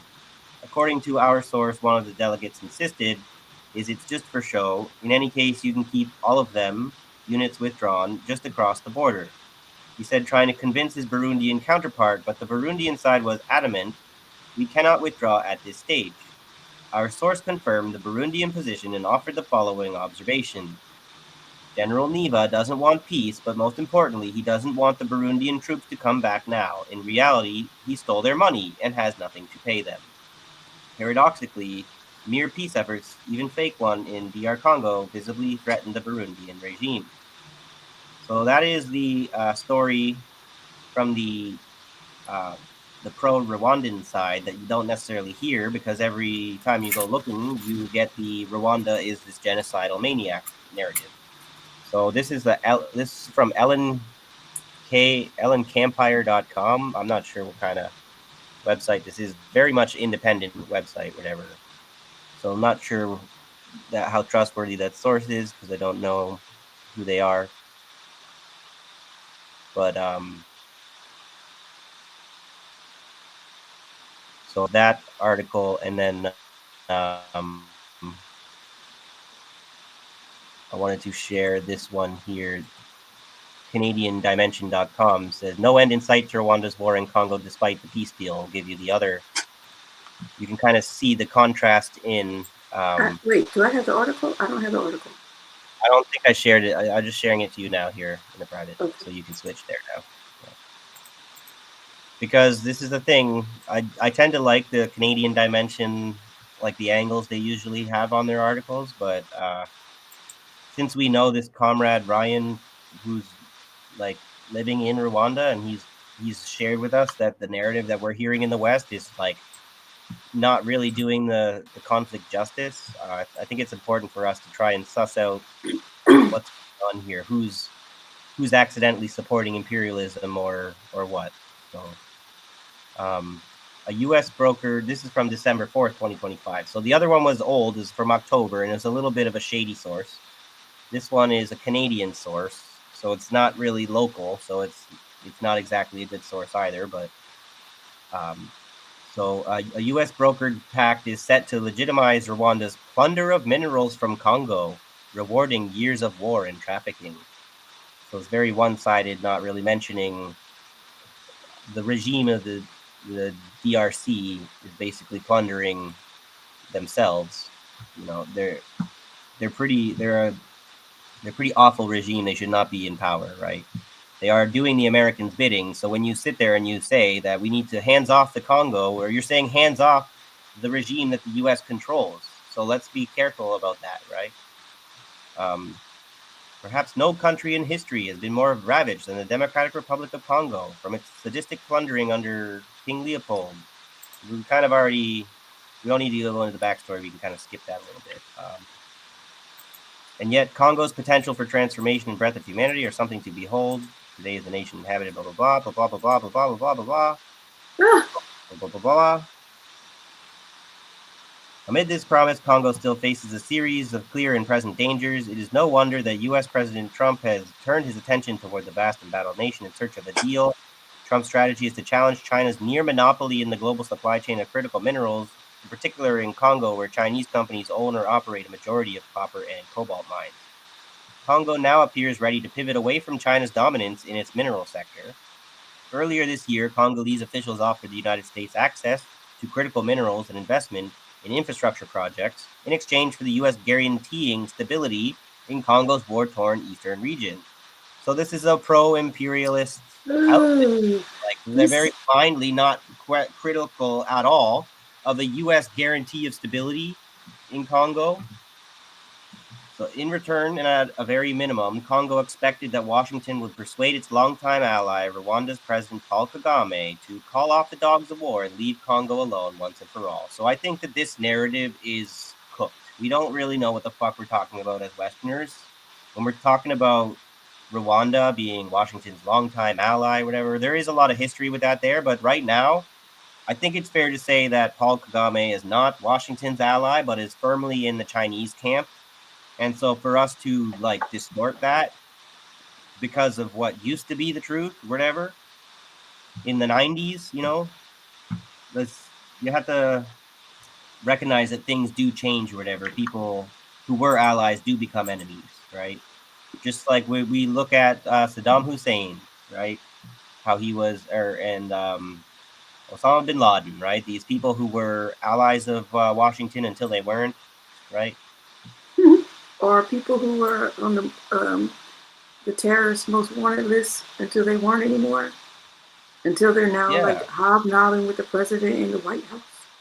Yeah, like Al-Jilani, until all of a sudden he's not doing their bidding well enough again. So I guess he's their enemy again because Israel feels the need to have a more effective puppet or whatever. So I guess Kagame doesn't really want to be, or he's not a very good puppet. He's a little too much of a leader that's been, actually improving the situation for Rwandans, being a nationalist, not that that's always the best thing, but for a country that's not really had its sovereignty, being a nationalist is probably the best thing. So until you maintain your sovereignty, and then you got to not get kind of carried away with it. So Kagame's visit to Washington, where he signed an accord with Congolese President Felix Tshisekedi on December 4th, so today, is part of a public pledge to end violence. Despite the ceremony's pomp, Congolese blood continues to spill. In late November, Rwanda's proxy M23 militia executed scores of civilians in Irambi Katana, a village in South Kivu. Rwanda's army and the M23 reinvaded Congo nearly 4 years ago and have now set up a parallel military administration in Congo's mineral-rich Kivu provinces. But this is very consciously ignoring, when you're just saying that they reinvaded Congo, we're saying, much like the Russians, whatever, we cannot abide by this threat to our people on our border. And if you don't do something about these genocidal militias that are anti-Tutsi, we're going to have to defend ourselves, which is why the Russians are now occupying Ukraine, because these fascists, whatever, would not stop attacking the Russian ethnic citizens. So it's the same kind of situation here, where the Congolese have allowed these hateful, genocidal, anti-Tutsi militias, whatever, they've kept, pumping them up so that they could be a threat to destabilize Rwanda. And then they kind of fucked around and found out. But the Western press is very good at, doesn't matter if you want to stand up for yourself, we're going to make you look like the bad guy. So in September, UN human rights investigators reported that the M23, with operational support from Rwandan military forces, recently committed summary executions, torture, and forced disappearance and recruitment of children. But they're kind of being very hypocritical when the Rwandan is not allowed to support the M23, but the Burundi military is allowed to support the Congolese and the Wazalenda militias and whatnot. There's like 100 different armed groups besides the M23, so they really are cherry picking when they say this group is the really, really bad group. The militia also carried out widespread sexual violence, including gang rape and sexual slavery. The UN report documented deliberate killings and sexual violence against civilians by Congolese soldiers and their allied Wazalenda militia as well. Well, it would be, these claims about sexual slavery and gang rape or whatever, like we all heard them make the same kind of accusations about Hamas on October 7th, or whatever. They even had the time to go raping our women while they're in the middle of slaughtering us or whatever. You're just trying to say like anything that sticks or whatever. Say any of the most atrocious things that the gullible people will believe because whatever implicit racism they may have. Or those Africans will do anything to each other. You know what I mean? So on December 2nd, civil society reported that 20 civilians, including women and children, were killed during violent clashes between Congolese forces and the M23 in several villages in South Kivu. What's going unsaid here is M23 seems to have paused their assault for now. They're like regrouping and whatnot, but if this whatever peace talks don't amount to anything, they're going to have to push to try and go for the capital, right? Just like Russia would like to have an agreement that they can work with and take the peace off of Ukraine that they already have, but they don't want to have to conquer the whole country, but they might if the opposing party refuses to be a rational negotiator. You have no choice, okay? For nearly 3 decades, Rwanda has waged war in Congo, committing systematic atrocities. UN investigators and non-governmental organizations have documented evidence of Rwanda's laundering and its links to violence for decades. Yeah, this is where that was a very one-sided. I think that's good enough to read that, right? Canadian Dimension for people who want to change the world. Yeah, well, you know what? I don't know. Who are you people? Founded in 1963, Canadian Dimension is a forum for debate on important issues facing the Canadian left today. Sounds like fucking Democrats who think they're left but you're rightist, right? And a source for analysis of national and regional politics. Yeah. Acknowledge financial support. the government of Canada. So the government of Canada is trying to tell you that the Rwandas are the big bad guys and the Congo guys, whatever, are you're really nice. You're nice Africans, whatever. So, I got lost. I don't know where you are anymore. I'm sorry. I was jumping around too much without realizing I can't do that kind of reporting with a shitty computer like this. Because I forgot that I'm reading on my end, but mine's not actually shared on the screen. So I went and scrolled down to the bottom of the page because that's a good thing to do. Oh wait, if you're looking to a source, where'd it look go? at the very bottom. Wait, Sorry. hold on. Oh, sorry. I don't know where it went anymore. I took it down. Oh, there it is. There it is. Yeah. Okay. The very I'm saying bottom. I scrolled all. It's something a good practice to get into if you're wondering about this source. If you go all the way down to the very bottom of the page, they have like this about us kind of stuff. But I don't know if it should show up on the same for you. Right here, Yeah, right. Founded in 1963. Yeah. It says right at the bottom, we acknowledge the financial support of the government of Canada. Oh, okay. So they're funded. This Canadian Dimension website, I didn't know until just now. Whatever. They accept funding from the government. So, for what that's worth, so-called independent media, but you're funded by the government. That makes you dependent on the government media, right? So, the Mark Carney Liberal government is not the Canadian left. All right, you can say that you've got important issues facing the Canadian left, but these people are snake oil salesmen, right? Are you saying that because of the comment? No, I didn't read the comment. With Cobra's comment here? Oh, this one? So Nyla, they interviewed me. Yeah, wouldn't that be funny? We are with the Canadian left to discuss the future of their movement. It's just Nyla on a sidewalk. Yeah, pretty much. I have a very uphill battle. Everyone's always, the left is dead in the West, whatever. You realize that's not helping us, okay? We're not dead, whatever, but the more that everyone pronounces our demise or whatever, it sounds like prophecy is hard not to fulfill, right? That's that toxic cynicism, whatever. What the opposite of revolutionary optimism? Yeah, it's very revolutionary and optimistic to declare the left is capable and incapable of being revived or anything like that, whatever, right? So what does that imply? That the right is all that there is, right? We'll be the revolutionary right. Whatever. Oh, now you don't sound like the liberals who call themselves the left? Just saying. So, I had a very tumultuous day yesterday. I'm getting off topic because we are winding down, right?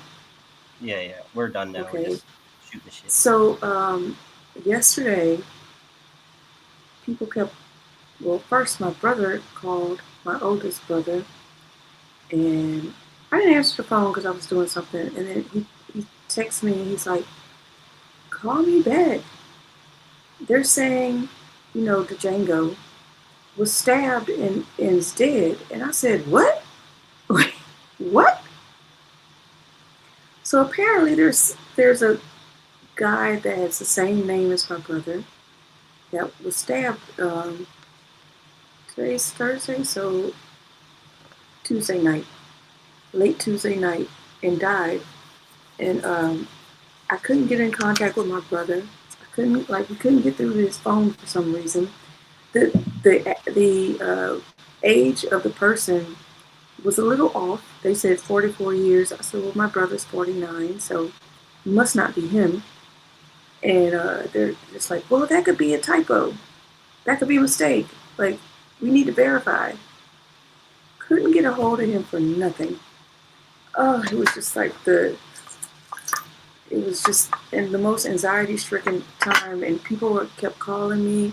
Some people were calling, like, giving their condolences. I was like, wait a minute, we don't know yet. That's the worst time to not be able to get a hold of someone. Exactly. And I was like, maybe I'm just going to drive over to his apartment. Because I called his roommate. He's like, well, I'm knocking on the door, and he's not answering. So, well, my brother sleeps hard, so that doesn't mean anything. But that's not helpful. And and then his roommate texts me and he's like, he just came out of his room. No stab wounds.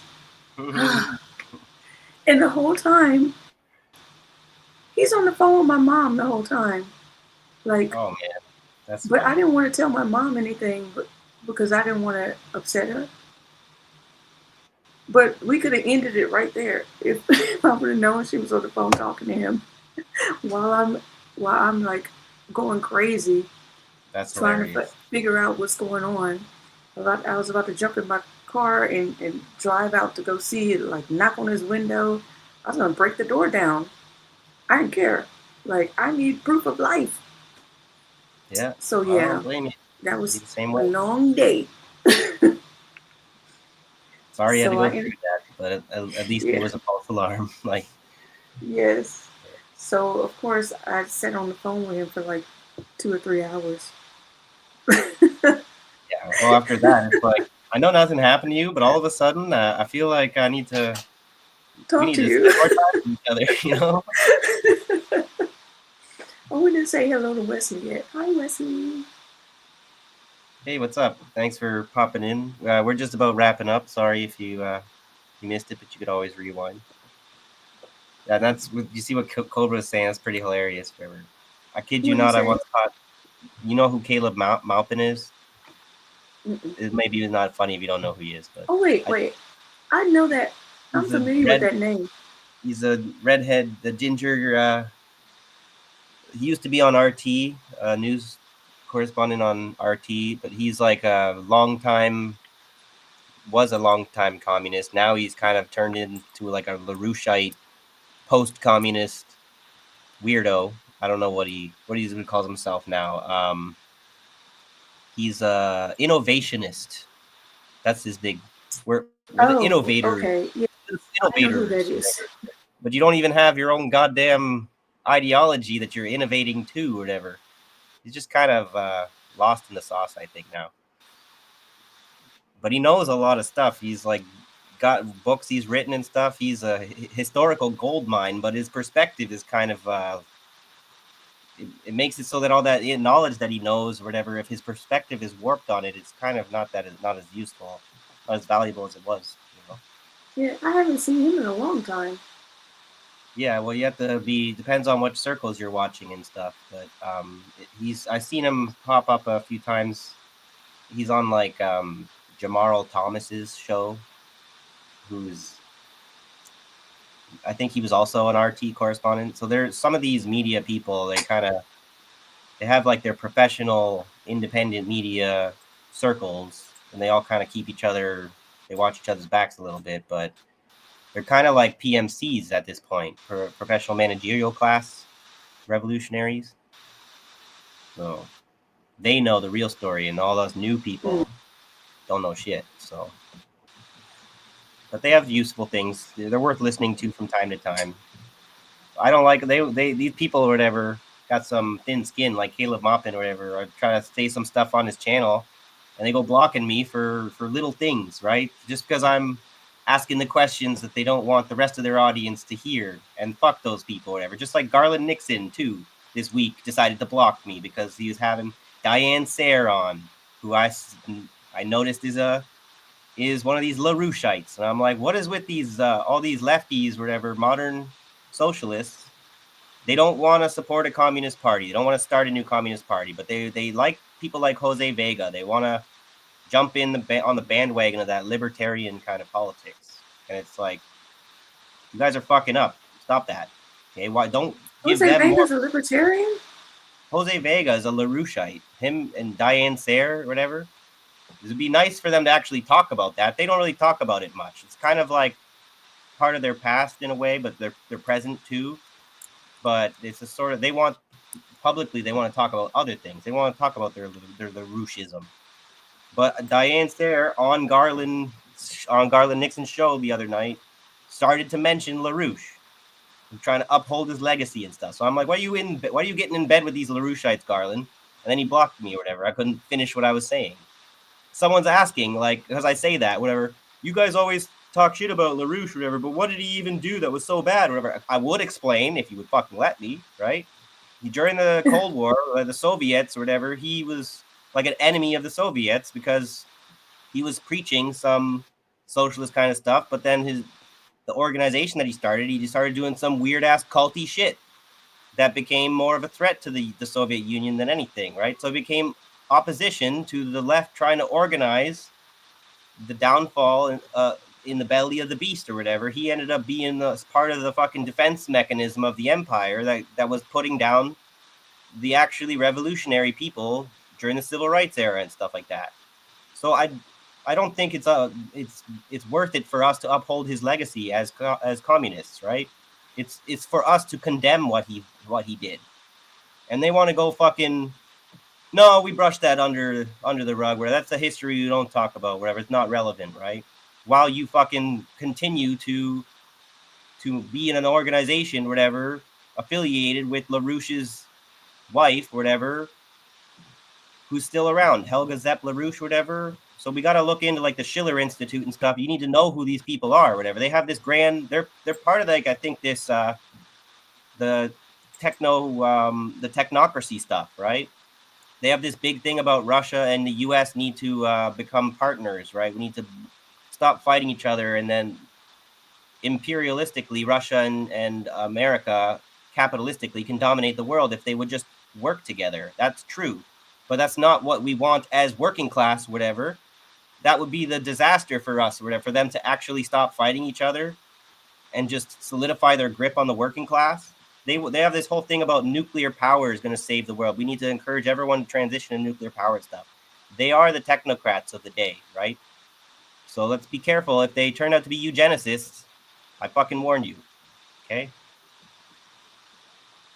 I definitely need more information. So I'm a little bit way too. I'm a political junkie in that sense. I'm way maybe too far ahead of other people. I know some stuff that other people don't because they don't spend all this time learning all this shit, whatever. They got other better things to do, you know. Well, send me some info on them. I want to read up on the LaRouche movement a little more. I should read up some more on it too. I still don't know. Like I maybe could do more research myself, right? But I'll do that one day. Maybe we'll do an episode on it. Yeah, I also want to do one on relativism. Wait, no, rational. What is it? Rationalism movement? Yeah, I want to do one on that too. But anyway, that's neither here nor there, because right now we're about to be out of here. Right. And y'all stuck with us for 3 hours. My goodness, I can't stand myself for 3 hours. Yeah, we had some good solid seven of the 9 still watching were with us, seems like that whole time. So appreciate you guys. Yep. I hope you have a wonderful night. These were like highlights. We were all over the place. I think we're gonna pick a topic. Got to try and be a little bit more organized, but hard to do that with my computer running the way it is. In the new year, hopefully, you'll be able to deliver some better content. So. No. This was good. Like it's a lot that's been going on, and everybody's, they're watching. They're enjoying their families. They're winding down. Some are relaxing because they had some time off, and people need that time. But even with that time, we need to stay focused and vigilant. Don't forget about those Epstein files, y'all. Yeah. Negative. All these stories about wars around the world, wherever. Let's maybe get some of that out, and then we're gonna have a Christmas coming up. People are gonna be distracted by all the good fun times and stuff. So let's get that bad news out the way. Out of the way, yeah. All right. Well, I don't have anything to go out on, I think. Yes, I do. I wanted to have a video I want to play just to remind us of present day where we are. This is a throwback when Venezuela's Hugo Chavez called the president.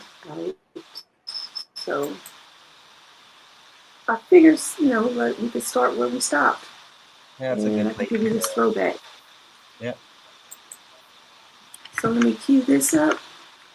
And for what it's worth, hands off Venezuela. I don't want to see any conflict. I was being skeptical before, so I don't think this is. I think it's kind of more of a bluff that they're doing, but it is possible that they're gonna go. I just think it's really stupid of them strategically. Why would you go start so many wars on so many fronts or whatever? How are you supposed to prosecute a war against China and Russia if you're gonna go pick a fight with Venezuela or whatever? It doesn't make any sense to me. But they don't have. Venezuela's resources are for the Venezuelan people. Yeah. Actually, it does make sense if Saudi Arabia is what was backing their petrodollar. They could theoretically revive the petrodollar if they have, since Venezuela has even more oil than Saudi Arabia, and then they wouldn't need to rely on Saudi Arabia. So maybe that's the logic behind it. But let's get out of here before I talk all night. Well, okay. So here's the thing. I'm gonna need you to. My stream is doing something funky again where I can't see the layouts and all that stuff. Remember how I'd have to leave and come back? So if you could, just put up the comments after this finishes to play, that would be great because I can't do it. Yeah, I can't see it. Okay, perfect. So we love y'all, fam. Comrades, stay vigilant and stay safe. And stay loved. Have a good night, a good weekend, and a good week next week. We'll see you next week. Yeah.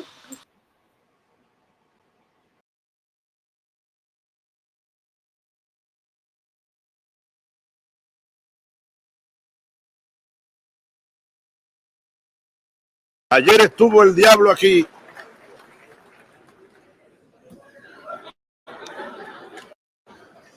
En este mismo lugar huele a azufre todavía esta mesa donde me ha tocado hablar. Ayer, señoras, señores, desde esta misma tribuna, el señor presidente de los Estados Unidos, a quien yo llamo el diablo, vino aquí hablando como dueño del mundo. ¿Qué modelo de democracia es ese el que se impone a punta de marines, de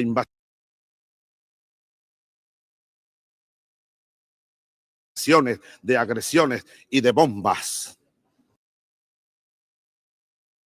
A donde quiera que él mira ve extremistas. Yo estoy seguro que te ve a ti, hermano, con ese color y cree que eres un extremista. Con este color, Evo Morales, que vino ayer, el digno presidente de la Bolivia, es un extremista. No, no es que somos extremistas. Lo que pasa es que el mundo está despertando y por todos lados insurgimos los pueblos. El señor presidente vino a hablarle, así lo dijo, hoy quiero hablarles directamente a las poblaciones del Oriente Medio. Mi país desea la paz. Esto es cierto. Si nosotros nos vamos por las calles del Bronx, si nosotros nos vamos por las calles de Nueva York, de Washington, de San Diego, de California, de cualquier ciudad, de San Antonio, de San Francisco, y le preguntamos a la gente en las calles, a los ciudadanos estadounidenses, este país quiere la paz. La diferencia está en que el gobierno de este país, de Estados Unidos, no quiere la paz. Quiere imponernos su modelo de explotación y de saqueo y su hegemonía a punta de guerras. Quiere la paz. ¿Y qué está pasando en Irak? ¿Y qué ha pasado en el Líbano y en Palestina? ¿Y qué ha pasado en 100 años, pues? En América Latina y en el mundo. Y ahora las amenazas contra Venezuela, nuevas amenazas contra Venezuela, nuevas amenazas contra Irán. ¿Qué le dirían esos pueblos a él? Si esos pueblos pudieran hablar, ¿qué le dirían? Yo se los voy a recoger porque conozco la mayor parte del alma de esos pueblos, los pueblos del sur, los pueblos atropellados. Dirían,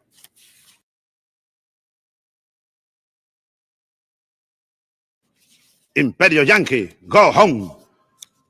Ese sería el grito que brotaría por todas partes si los pueblos del mundo pudieran hablarle a una sola voz al imperio de los Estados Unidos.